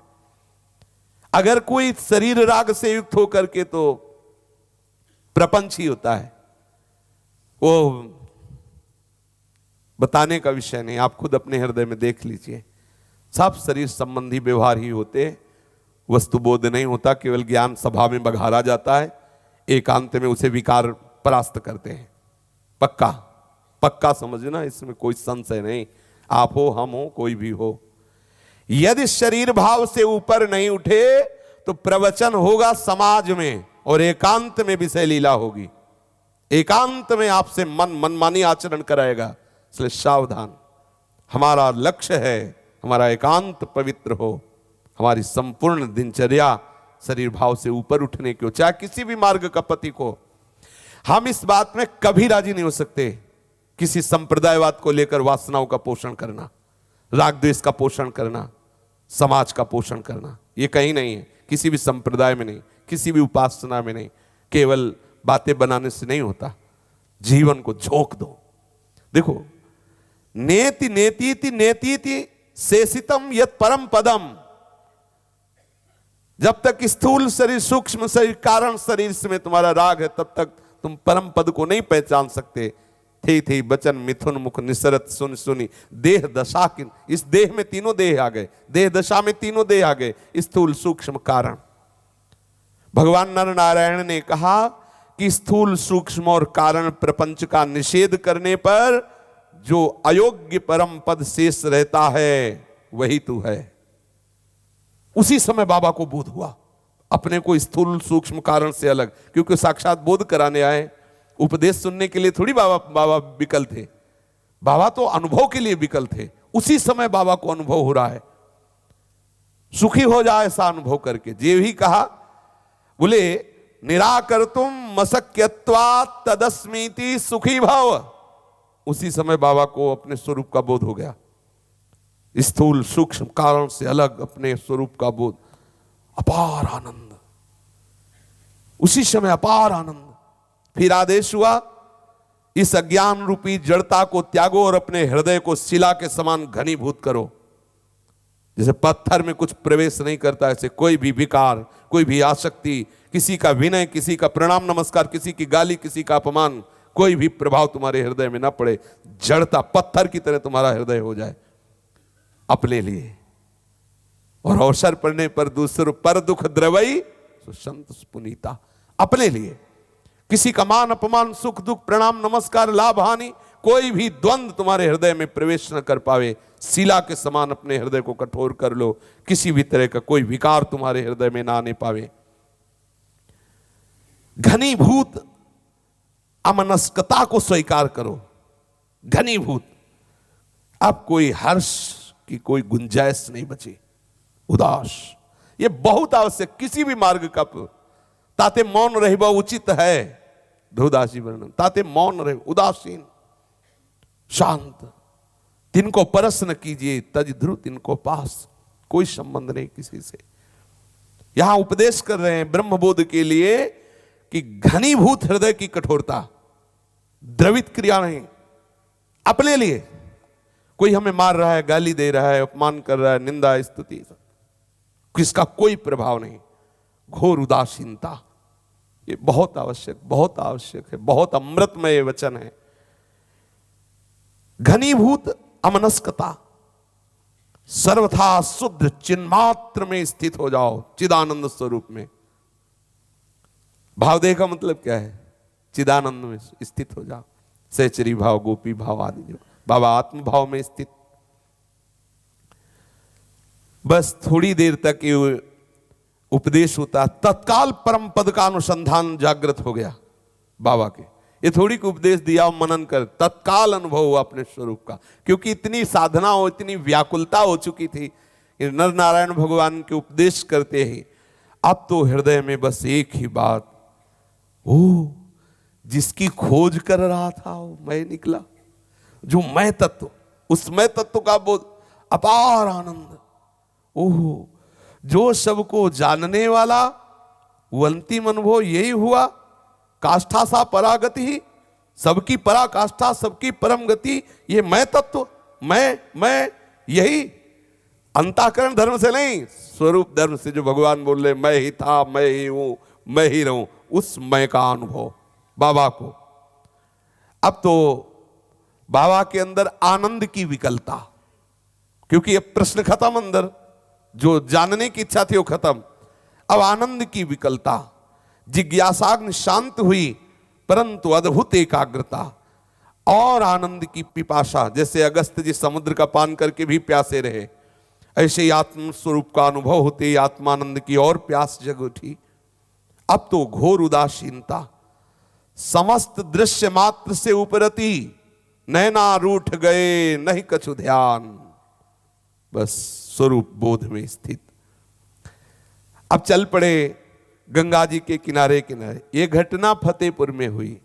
उत्कृष्ट वैराग्य, सब जगह से चित्त हटा, एकमात्र स्वरूप स्थित। महाराज जी कहते थे कि बड़े बड़े युद्धों की अपेक्षा ये साधक का युद्ध है, बहुत बड़ा युद्ध है। किसी न किसी युद्ध में तो विश्राम है, लेकिन इसमें आजीवन आजीवन सती थोड़ी देर के बाद वो अंतर्ध्यान हो गई पति का शव लेके, लेकिन यति पूरे जीवन भर सावधान और जीवन भर वो युद्ध करता ही रहता है। घोर असंगता बाबा के हृदय में बढ़ी। अब उस पूर्णामृत रस समुद्र सत्यात्मक सर्वाधीश अनंत सागर में डूबते हुए अद्वितीय वीरता का परिचय देते हुए आध्यात्मिक आधिदेविक आधि भौतिक ताप रूप अग्निमंडन अनेक वासना रूप विषैले सर्पों को कुचलते हुए बाबा आगे बढ़ने लगे। कैसी अद्भुत स्थिति महापुरुष की होती है। बाबा ने एक श्लोक महात्मा बुद्ध का सामने लिख करके रखा, इहासने सुस्यतु मे शरीरम त्वगस्थि मांसानिलयम प्रयान्तु अप्राप्य बोधम बहुजन्म दुर्लभम नैवासनात् कायमिमं चलिष्यति। गंगा की झाड़ियों में बाबा ऐसे रेत में बैठ जाते एकांत में और सामने महात्मा बुद्ध का चित्र रखते जिसमें केवल सूख कर हड्डी हड्डी रह गई। और ये श्लोक, इस श्लोक का अर्थ है कि इस आसन पर मेरा शरीर सूख जाए तो चाहे हड्डियां मांस सब नष्ट हो जाए, पर अनेक जन्मों में जो भगवत साक्षात्कार होना कठिन है, उस आत्मस्वरूप भगवत साक्षात्कार के लिए मैं प्रण करता हूं, मैं चलायमान नहीं हूंगा, मैं हटूंगा नहीं। भगवत साक्षात्कार हुए बिना 18 घंटे सिद्धासन में बाबा बैठने, 18 घंटे सिद्धासन, 18 मिनट बैठ के देखिए आप सिद्धासन, 18 घंटे शांत में। ये प्रबल लालसा। देखो किसी भी मार्ग के पथिक हो, सर्वोपरि भजन, सर्वोपरि भगवत चिंतन, ये जो हम बाहरी सेवा पूजा करते हैं इसका परिणाम है मानस में प्रवेश हो जाना। ये बाहरी सेवा पूजा अंतर में प्रवेश होने के लिए, यदि अंतर की सेवा नहीं प्रारंभ हुई तो अधूरी है। प्रियालाल को आपके हलवा पूड़ी नहीं चाहिए, उनके उपासकों को नहीं चाहिए तो उनको कहां से चाहिए? अरे बाबा वो चिदानंद स्वरूप हैं, वो प्राकृतिक भोग भोगेंगे क्या? झूठे माया जलित भोगों से संतुष्ट होंगे क्या? पर इन भोगों में जो आपका भाव बनता है उसको वो स्वीकार करते हैं। उत्तम सेवा की तरफ जब आपकी गति होगी तो फिर वो भावोत्सवेन भजताम रसकाम, अपने सहचरी स्वरूप से आप आठों पहर चिदानंदमयी वस्तुओं से, ये पार्थिव वस्तुएं केवल भाव बनाने के लिए, पत्रम पुष्पम फलम तोयम ये में भक्ता प्रेक्षत, भाव पूर्वक अर्पित कर रहे हो तो आपका भाव बन रहा है। भाव खास बात भाव है, नहीं तो प्रियालाल किंचनों को मिले ही नहीं, सेठों के यहां बैठे रहे दोनों, बनाओ खवाओ। तो लालची बिहारी बिहारी थोड़ी कि भाई जो हलवा पूरी खवाएगा उसके, मतलब थोड़ा आप विचार करो। प्रियालाल किसी के हलवा पूरी रसगुल्ला गुलाब जामुन इससे प्रसन्न होने वाले हैं? आप सोचो, अरे उनका उपासक राजी होने वाला नहीं। फिर उनका वो आपका जो भाव बनता है ना कि आज प्रियालाल को हलवा पवावे, वो भाव जो उसमें बना वो खास बात है। वो बिना हलवा के भी हो सकता है। अगर वस्तु है और भाव नहीं तो उसकी कोई कीमत नहीं, और भाव बना लिया वस्तु नहीं तो भोग लग रहा है। महापुरुषों ने तो ऐसे ही भोग लगाए हैं और उसका प्रसाद भी पाया, केवल ऐसे नहीं कि कोरी भावुकता ही, केवल वो बाद में प्रसाद भी उनको मिला है। जब तक हमारे हृदय में शरीर के भोगों के प्रति राग है तब तक वस्तु का बोध होना बड़ा असंभव सा है। आप भगवान महात्मा बुद्ध का वो चित्र रख करके थोड़े ही दिनों की साधना में असंप्रज्ञात समाधि में प्रवेश हो गया बाबा का। नर नारायण का साक्षात्कार और स्वयं में इतनी प्रबल लालसा, 18 घंटे आसनों पे बैठ प्रारब्धवशात जो कुछ मिल जाता वो उदर में डाल लेते, तो असंप्रज्ञात समाधि में बाबा का प्रवेश हो गया। साक्षात मूर्तिमान ब्रह्म, कैसे अद्भुत शोभा बाबा की, रोम रोम से ब्रह्म तेज झलकता। अब वो नित्य विहारी श्याम ब्रह्म ठाकुर जी उनकी अंतर में आकर के अपनी लीला प्रकाशित करने लगे बिना चाहे। ये ऐसे ही है, जहां स्वच्छ मैदान देखते ना वहां खेलने लगते। बाबा के हृदय में साक्षात सच्चिदानंद श्याम ब्रह्म अर्थात श्री मुरली मनोहर ठाकुर जी विहार करने लगे। बाबा मुस्कुराते कहते कि अभी नहीं, अभी नहीं, समझ रहे हो कैसी स्थिति थी? ठाकुर जी से कह रहे कि अभी नहीं, अभी हम तुम्हारी लीलाओं में देख करके मुग्ध होने वाले नहीं, अभी नहीं, आगे बढ़े। ये समझ से परे की बात है। जिनकी एक मुस्कान में मधुसूदन सरस्वती जी कह रहे कृष्णात परम क्योंकि तत्व हम न जाने, बाबा ने कहा लाला अभी नहीं। देखा मानस पटल पर के कभी सखाओं के साथ खेल रहे हैं, कभी गोपियों के साथ रास खेल रहे हैं।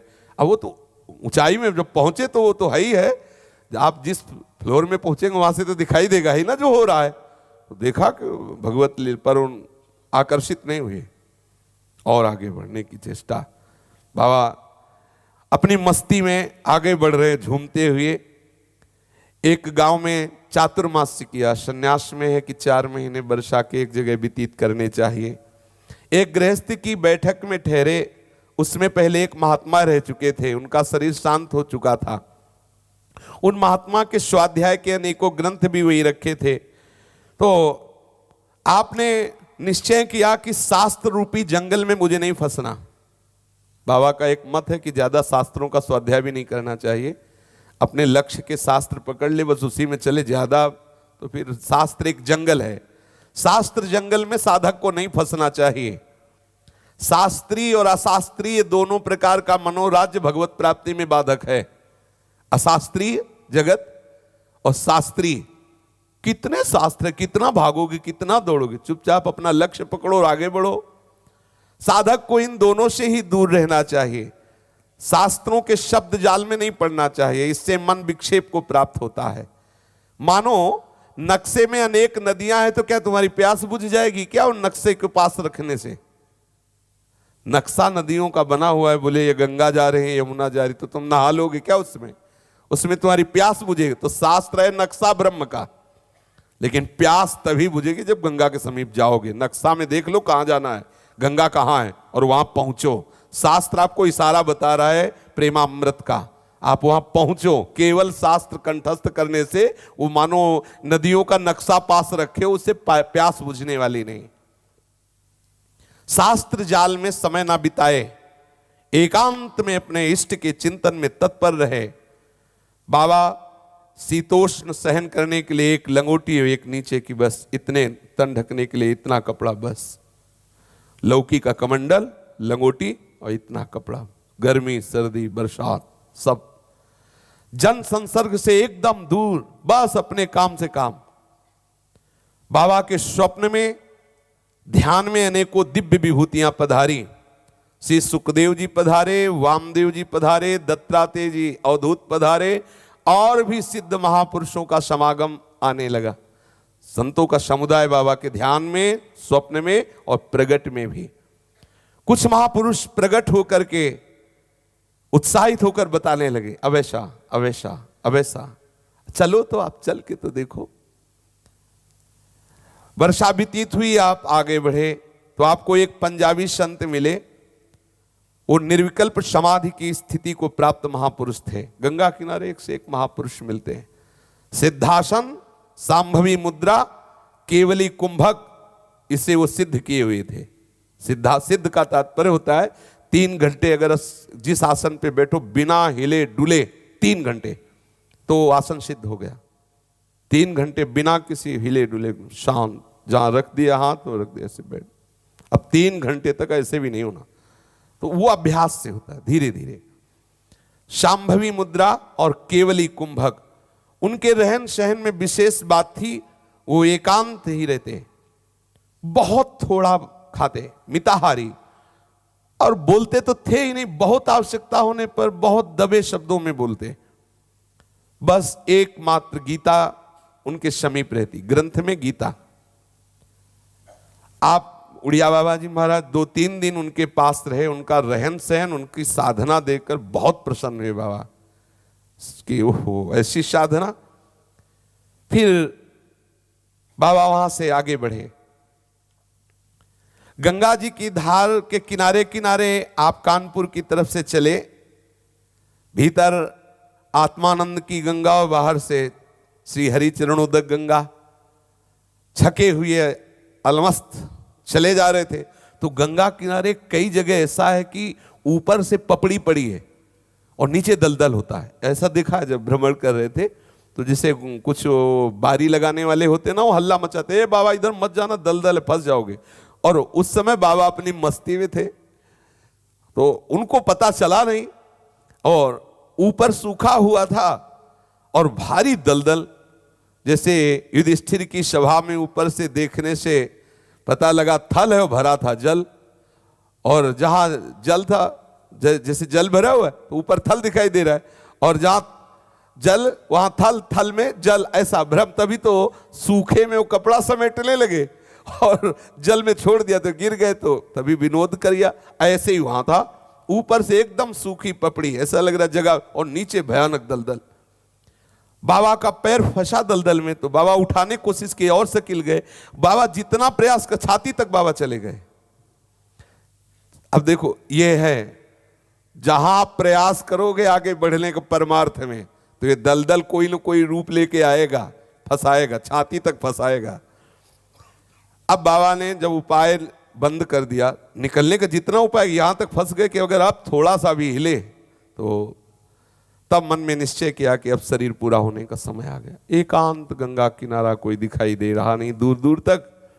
आप तत्काल स्वरूप में स्थित थे ही, एकदम शांत हुए, कोई चेष्टा नहीं कि अब बस शरीर खत्म होने का समय आ, क्योंकि अब जरा झटका लगा, नीचे गया, प्राण निकल जाएंगे, वायु नहीं मिलेगी। कोई चिंता तो थी नहीं, ना जीवन की ना मरण की। ना अभिनंदति मरण ना अभिनंदति जीवितम, क्योंकि भगवत साक्षात्कार हो गया, स्वरूप बोध हो गया, स्वरूपस्थ एकदम। इतने में ही देखा कि कुछ लोग दौड़ते हुए उधर से आए, कहा बाबा चिंता मत करना। और दूर से उन्होंने एक धोती अपनी, जैसे पुरुष जन पहनते हैं, ऐसे दूर से, अब इतना धसे हुए थे, हाथ तो खाली थे ही, धोती पकड़ी।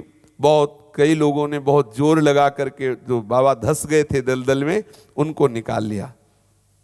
कीचड़ के दलदल से निकलकर सोचे चलो अभी शरीर का और प्रारब्ध है, हमने तो सोचा था खत्म हो गया इसका प्रारब्ध। आप उसी समय बोले कि देखो कैसा योगक्षेम निर्वाह करते हैं श्री कृष्ण। बाबा बोले देखो कैसा योगक्षेम, यहाँ कोई नहीं नजर आ रहा था, लेकिन भागते हुए लोग आए। किसने प्रेरणा की? बाबा ने आवाज थोड़ी लगाई कि बचाओ, ऐसा ब्रह्मबोध संपन्न महापुरुष से तो हल्ला थोड़ी बचाएगी। शांत गंभीर, लेकिन कौन दौड़ा रहा है, कौन दौड़ करके आ रहा है? बाबा ने कहा सर्वथा सिद्ध बात है कि अपने भक्त का योगक्षेम प्रभु वहन करते हैं।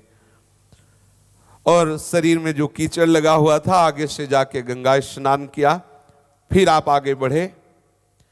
बाबा ने बताया कि कोई भी परमार्थ का साधक जब आगे बढ़ेगा तो उसको झटका लगेगा, बिना झटका लिए वो आगे की भूमिका में नहीं जाएगा। समझना नहीं, झटके में नीचे आ जाओगे।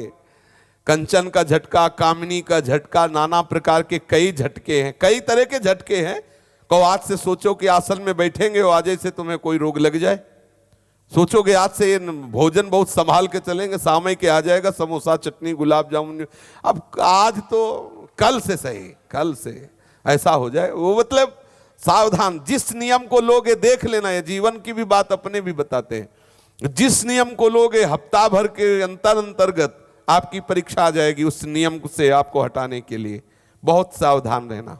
बहुतायत आ जाएगी उस विषय की, वो अंदर से मन कहेगा प्रारब्ध है तभी तो भगवान भेज रहे हैं, प्रारब्ध नहीं परीक्षा है, सावधान आगे बढ़ो। आपने कहा कि साधक को लक्ष्यच्युत करने के लिए माया तुली हुई है, कहीं साधक आकर्षित होकर के भ्रष्ट ना हो जाए, इसलिए सावधान। बिना कोई विघ्नों को पार किए हुए आगे नहीं बढ़ सकता। जैसे सोना बिना तपे हुए चमकता नहीं है, ऐसे साधक के जीवन में विघ्न आएंगे, घबराना नहीं। लगन प्रतिदिन बढ़ती जाए, बस तुम निश्चय यही रखो, प्रकृति माया प्रारब्ध दैव सबको रौंद कर आगे निकल जाओगे। क्योंकि अपने पास भगवत भजन है, अपने पास भगवान नाम है, गुरुदेव की कृपा है। कोई न दैव न प्रारब्ध न माया न प्रकृति, कोई तुम्हें परास्त नहीं कर सकती। प्रश्न आएंगे पर सावधान, अपनी निष्ठा से विचलित कभी नहीं होऊंगा ऐसा निश्चय करो तो आत्म साक्षात्कार निश्चित निश्चित हो जाएगा। आप अपनी स्वतंत्रता में छक जाएंगे, मतलब एकदम बेपरवाही निरपेक्षता का आनंद। इस दलदल की घटना से आप और निर्भय हो गए। आप क्या, निकालने वाला तो खुद दौड़ता है, ये निकालने वाला खुद दौड़ता है। अब क्या, और निर्भय होकर बाबा आगे बढ़े। रस मार्ग में बढ़ना है तो सोच विचार के आगे बढ़ो।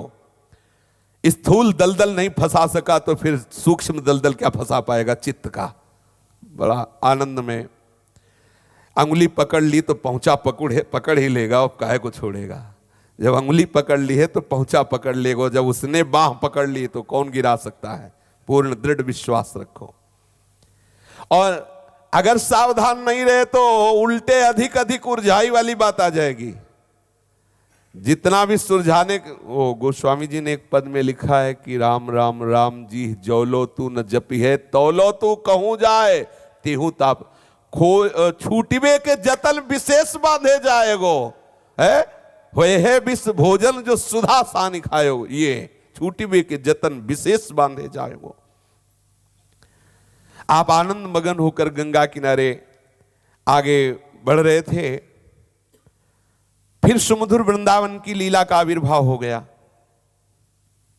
दलदल से निकलने के बाद जब एकांत गंगा किनारे और बढ़ने लगे तो वृंदावन की दिव्य लीला का आविर्भाव हो गया। श्याम सुंदर का वो अनंत सौशील्य माधुर्य वात्सल्य सख्य रस की लीलाएं बाबा के हृदय में स्फुरित होने लगी। देखा कि भगवान अपने सखाओं के साथ दिव्य लीला कर रहे हैं। फिर देखा कि बड़े बड़े परमहंस, हंस, कुटीचक, बहुदक, वेद पाठी, दिव्य दिव्य संतों का आगमन मानस पटल पर, बड़े बड़े महापुरुष पधार रहे। देखो इस बात से लुभायमान होइए। अभी यहां तो काम पधार रहा है, क्रोध पधार रहा है, अंधकार पधार रहा है, ईर्ष्या पधार रही, द्वेष पधार रहा है, नाना प्रकार की भोग वासनाएं पधार रही। थोड़ा आगे बढ़िए, फिर ये सब महापुरुष आएंगे। श्याम सुंदर ने कहा बाबा हमारी तरफ देख देख, आओ तू भी तो ग्वाल बाल है, मेरे साथ खेल आकर के। देखो मेरे बाबा के आंगन में, देखो नंद बाबा के आंगन में कितनी धूम मची हुई है दही माखन की, आनंद उत्सव हो रहा है, दधी कांदा मचा हुआ है।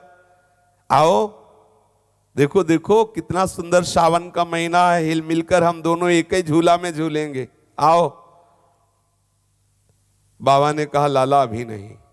आश्चर्य है हमें तो इतने मिल जाए काफी है झूलने को न मिले झुलाने को मिल जाए काफी है। देखो मतलब महापुरुषों की स्थिति बड़ी विचित्र होती है।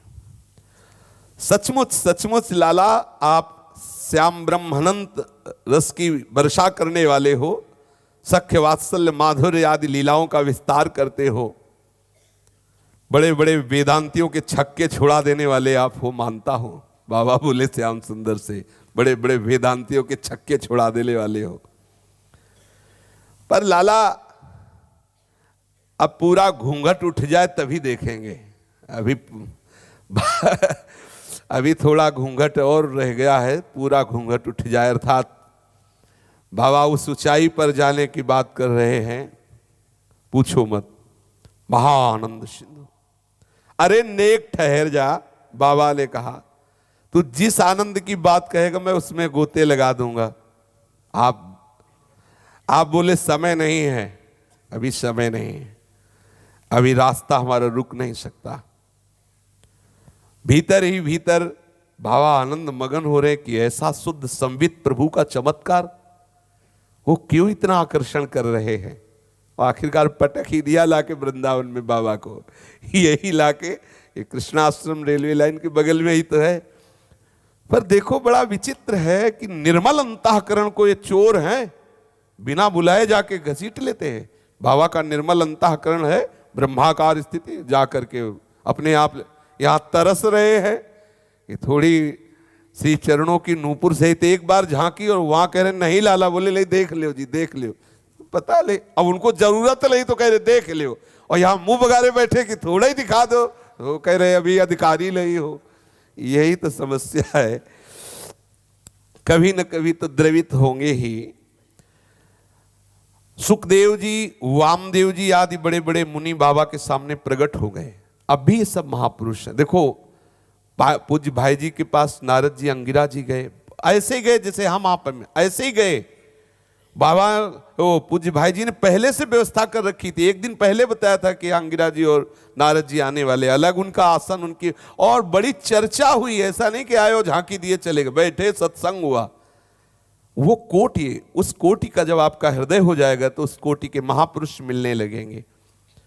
श्री सुखदेव जी, वामदेव जी, ये मुनि प्रकट हुए और रसमयी धारा बाबा को, और जो बाबा अंदर ब्रह्मबोध महामाधुर्य रस की तरफ बढ़ रहे थे।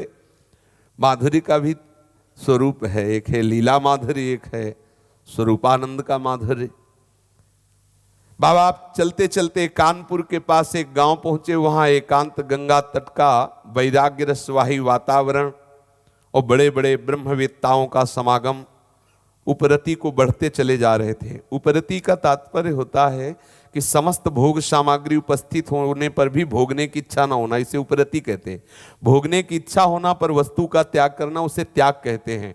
और भोग सामग्री को देखकर ये समझना कि भोगने वाली वस्तु है लेकिन रुचि न रह जाना, उसे कहते हैं वैराग्य। लेकिन वो भोगने की वस्तु, ये भाव ही खत्म हो जाना, उसे कहते हैं उपरति। बाबा उपरति स्थिति को प्राप्त हो रहे हैं। आपने निश्चय किया कि यहाँ शुद्ध वातावरण आत्मानुसंधान के लिए अनुकूल है, ब्राह्मणों का गांव है, पवित्र भिक्षा मिलेगी।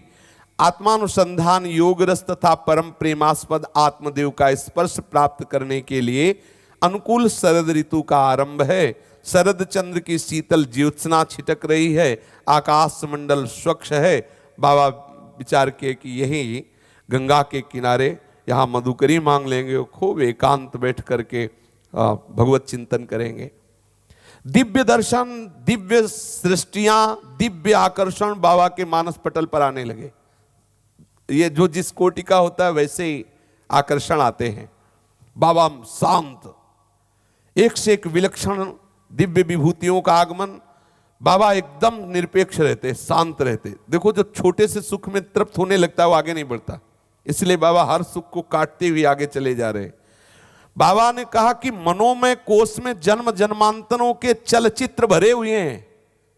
जैसे वो पूरी फिल्म नहीं, पूरी रील भरी हुई, एक नहीं जन्म जन्मांतरों की।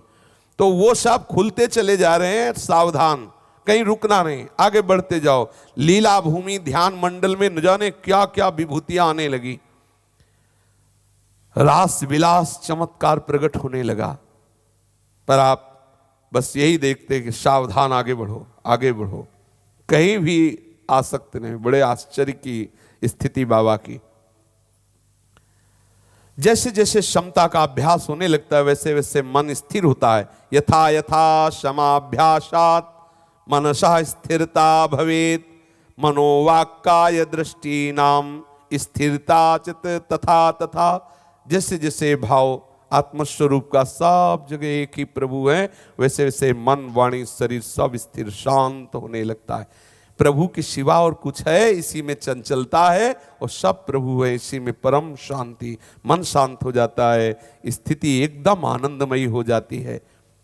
हमें प्रतिपल आगे बढ़ना है।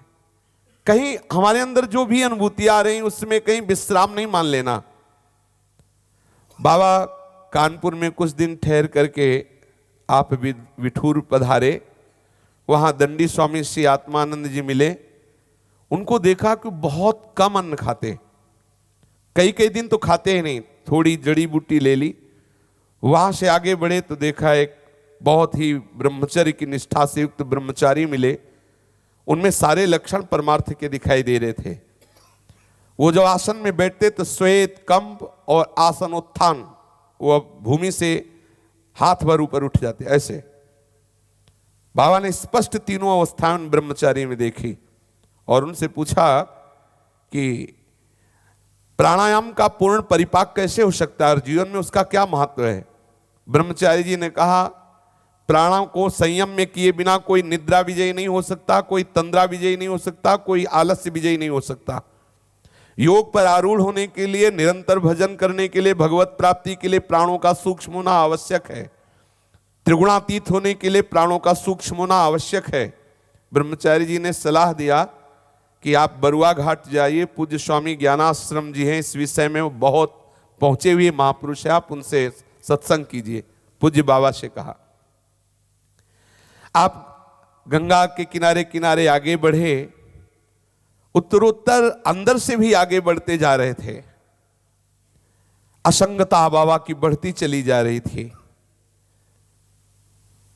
बाबा जैसे ही आगे बढ़े तो फिर देखा श्याम ब्रह्म ठाकुर जी सोने में, जगने में, उठने में, बैठने में, ध्यान में सामने छाए हुए श्री कृष्ण।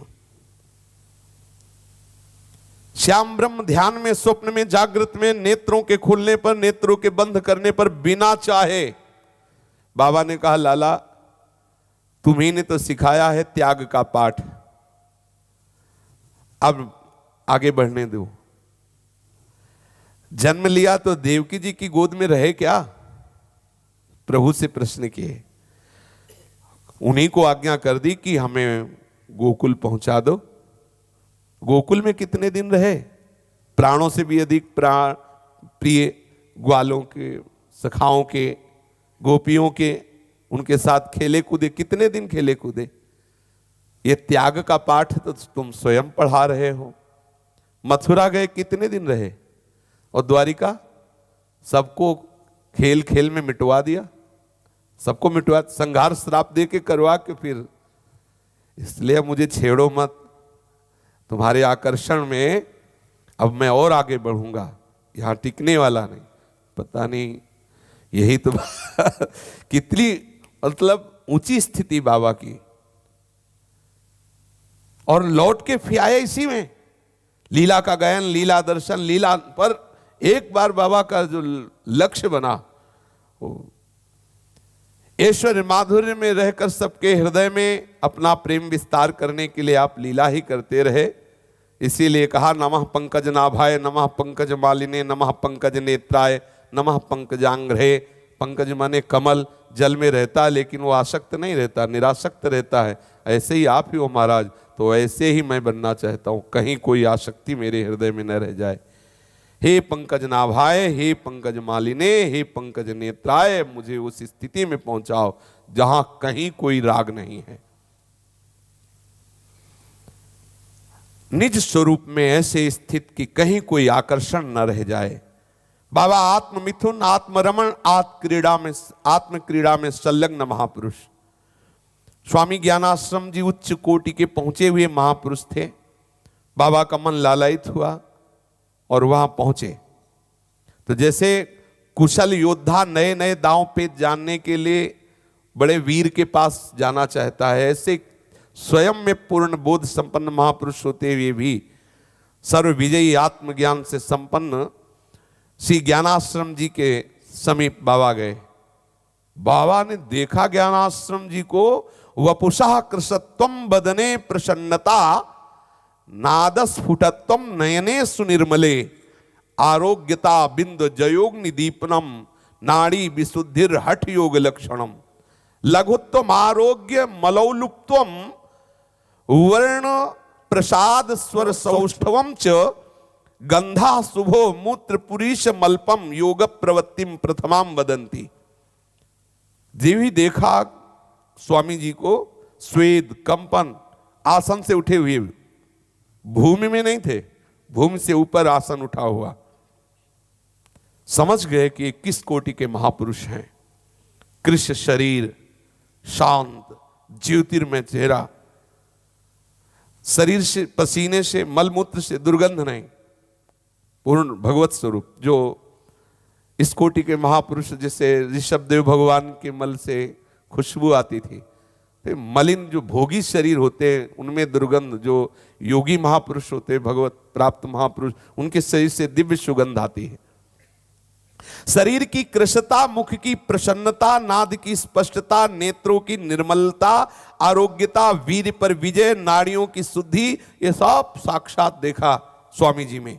शरीर हल्का, निरोग, अलोलुप्त, शरीर के रंग की स्वच्छता, मलमूत्र का कम हो जाना, दुर्गंध रहित हो जाना, ये सब लक्षण उनमें प्रकट थे। बड़ा आनंद आया। ऐसे विरक्त, ऐसे स्थिति प्रज्ञ और उनके समीप रहने वाले साधक जो थे, स्वामी जी बहुत कड़ी दृष्टि रखते थे, कठोर नियंत्रण, भर पेट भोजन किसी को तो होने ही नहीं देते थे। और आदेश था कि हर समय तुम्हें मीठी मीठी भूख बनी रहे, ऐसा भरपेट जो भोजन खाएगा उसे प्रायश्चित करना पड़ेगा। भरपेट भोजन, तोंद चिकनी हो रही, ढकारे आ रही, साधना हो रही, सावधान। निधिध्यासन भगवत चिंतन का अभ्यास तभी होगा अगर पेट में भोजन ठीक से गया तो तान दुपत्ता सो जाओगे, अभ्यास नहीं होगा। इसलिए केवल एक समय भोजन बनता।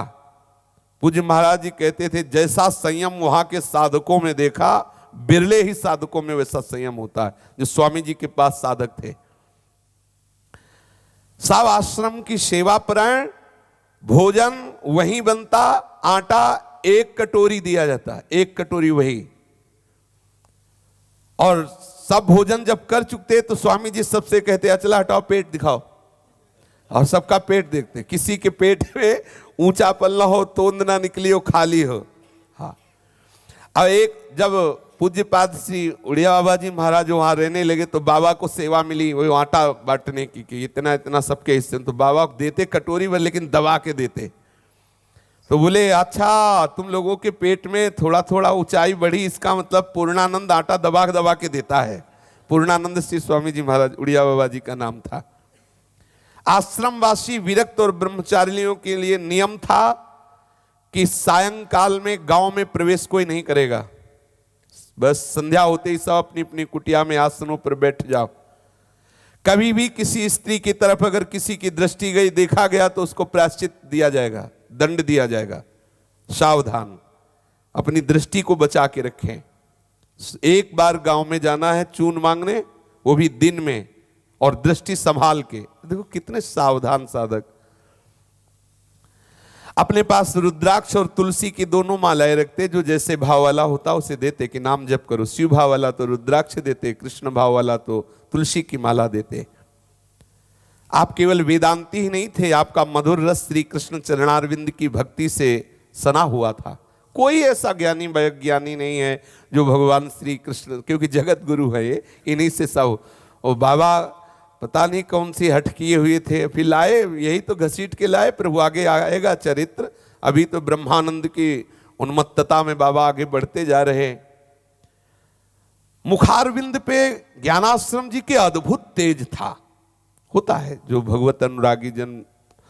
ध्यानाभ्यास की कुटी में उड़िया बाबा ने देखा कि ब्रजेंद्र नंदन श्री कृष्णचंद्र का ललित त्रिभंगी चित्र विराजमान किए हुए हैं। स्वामी ज्ञानाश्रम इतनी योग और ज्ञान की उच्च भूमिका में समझ गए कि इनका जो रस है वो भक्ति रस प्रधान है।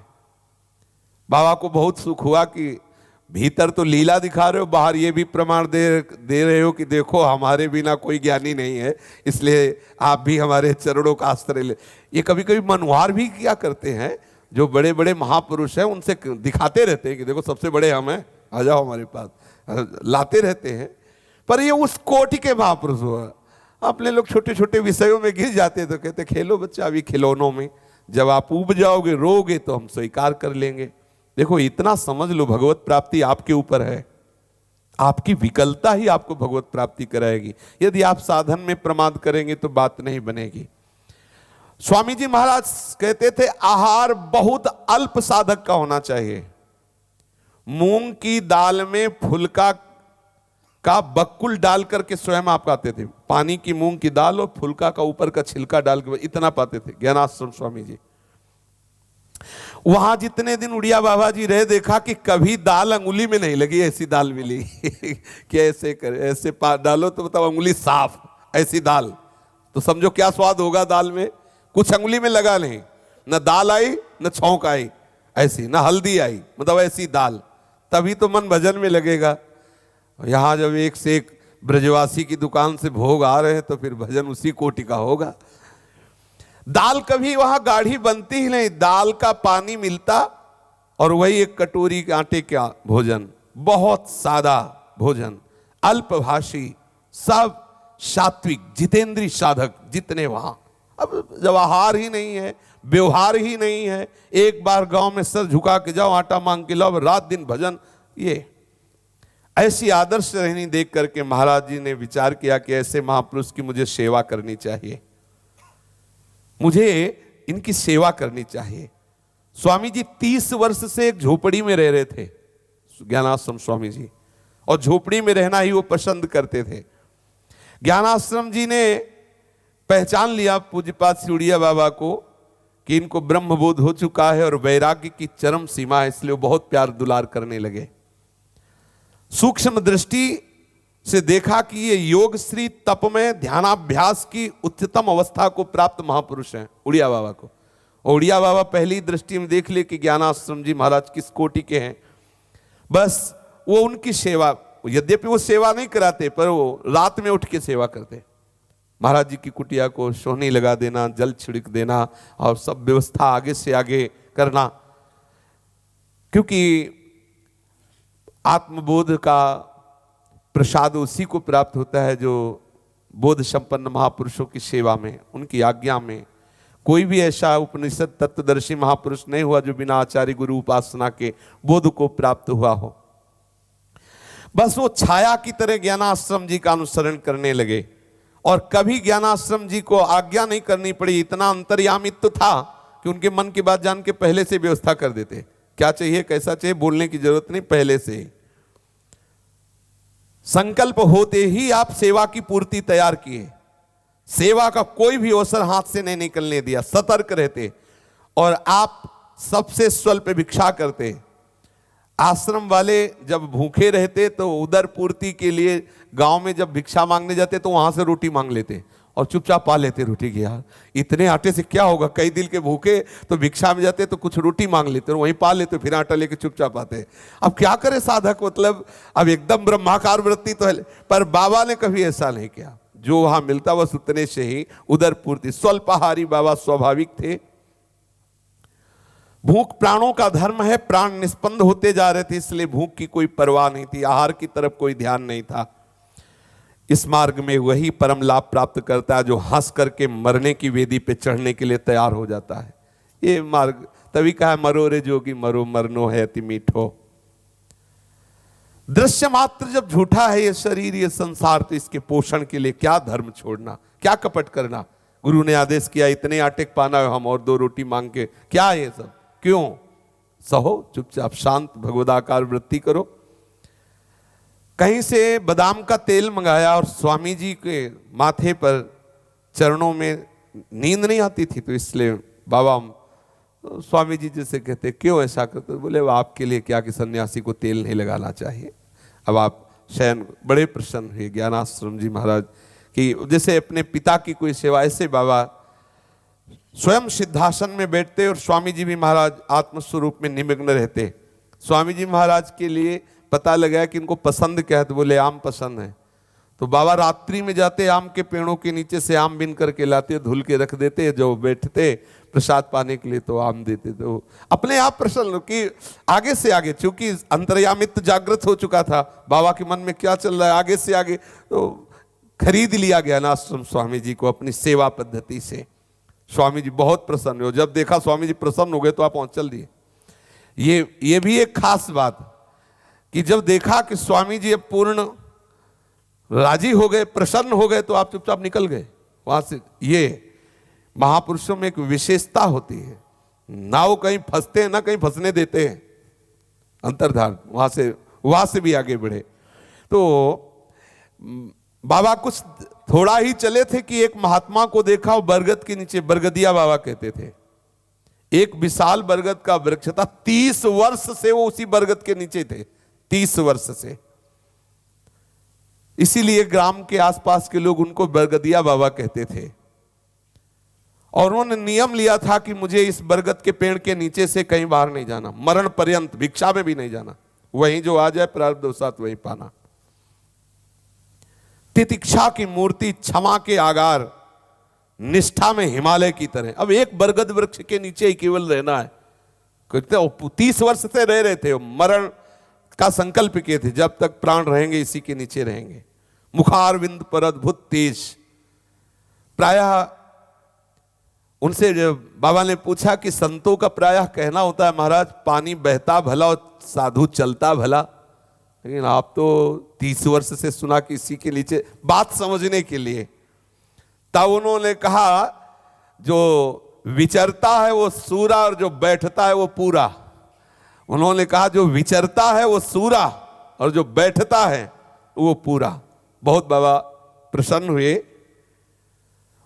बरगदिया बाबा अपने आत्मानंद में अलमस्त रहते थे, किसी से कोई मतलब नहीं, किसी व्यक्तित्व से किसी से कोई मतलब नहीं, बस अपने स्वरूप में एक वृक्ष के नीचे ही रहना। सोचो महात्माओं ने कैसे जीवन व्यतीत किया। जो भी गंगा जी स्नान करने जाते हैं उनको कुछ ऐसा खान पान की सामग्री मिल जाती, उसी से उदर पोषण और उसी वृक्ष के नीचे रहना। पढ़े लिखे बिल्कुल नहीं थे, कुछ भी पढ़े नहीं थे और आत्मानुसंधान अनुभव में पूर्ण हो चुके थे। जरूरी थोड़ी कि पढ़ा लिखा हो। बाबा ने पूछा मैं आपकी निष्ठा को जानना चाहता हूं, उड़िया बाबा ने, तो उनका मयि एवं सकलम जातम मयि सर्वम प्रतिष्ठितम। पढ़े एकदम नहीं है। ये देखो, इसका तात्पर्य है कि मैं ही सब रूपों में हूं। क्या जानना चाहते हो? मैं ही हूं, मैं सब रूपों में हूं। तो वही तो प्रभु कह रहे हैं मैं हूं, मतलब भगवत स्वरूप हो गए, आत्मस्वरूप। बाबा बहुत प्रसन्न हुए। बाबा ने विचार किया कि गजब का पुरुषार्थ इस महापुरुष का है, ऐसी घोर तपस्या, तितिक्षापूर्ण जीवन। बाबा ने देखा कि उनके शरीर में गलित कुष्ठ हो गया है। ऐसे महापुरुष और शरीर में गलित कुष्ठ, पीप बह रहा है और मोटे मोटे कीड़े पड़े हुए हैं, कीड़े, और वो मुस्कुराहट चेहरे पे तेज, दिनचर्या में कोई फर्क नहीं। और जो कीड़ा गिर जाता उठे उठाकर घाव में रखते हो, कहते भैया बाहर जाएगा तो मर जाएगा, चुपचाप खाओ और मौज से रहे। ऐसे कीड़ा देखो, एक चींटी ऐसे अगर ऊपर रेंगने लगे तो अभी उसको मसलने की इच्छा हो जाएगी, कहीं है। कीड़ा घाव में अगर निकलने लगे तो कहते थे कि बाहर जाएगा तो मर जाएगा, तेरा आहार शरीर है। इसी बड़े बड़े डॉक्टर आते तो आप उनको मना कर देते, नहीं शरीर का प्रारब्ध है, इसे भोगने दो। अच्छा, भोगने दो शरीर का प्रारब्ध। श्री राधा वल्लभ लाल की। वैसे घड़ी बेकार बनी है। जय जय श्यामा, जय जय श्याम, जय जय श्री वृंदावन धाम। जय जय श्यामा, जय जय श्याम, जय जय श्री वृंदावन धाम। पावन राधे तेरो नाम,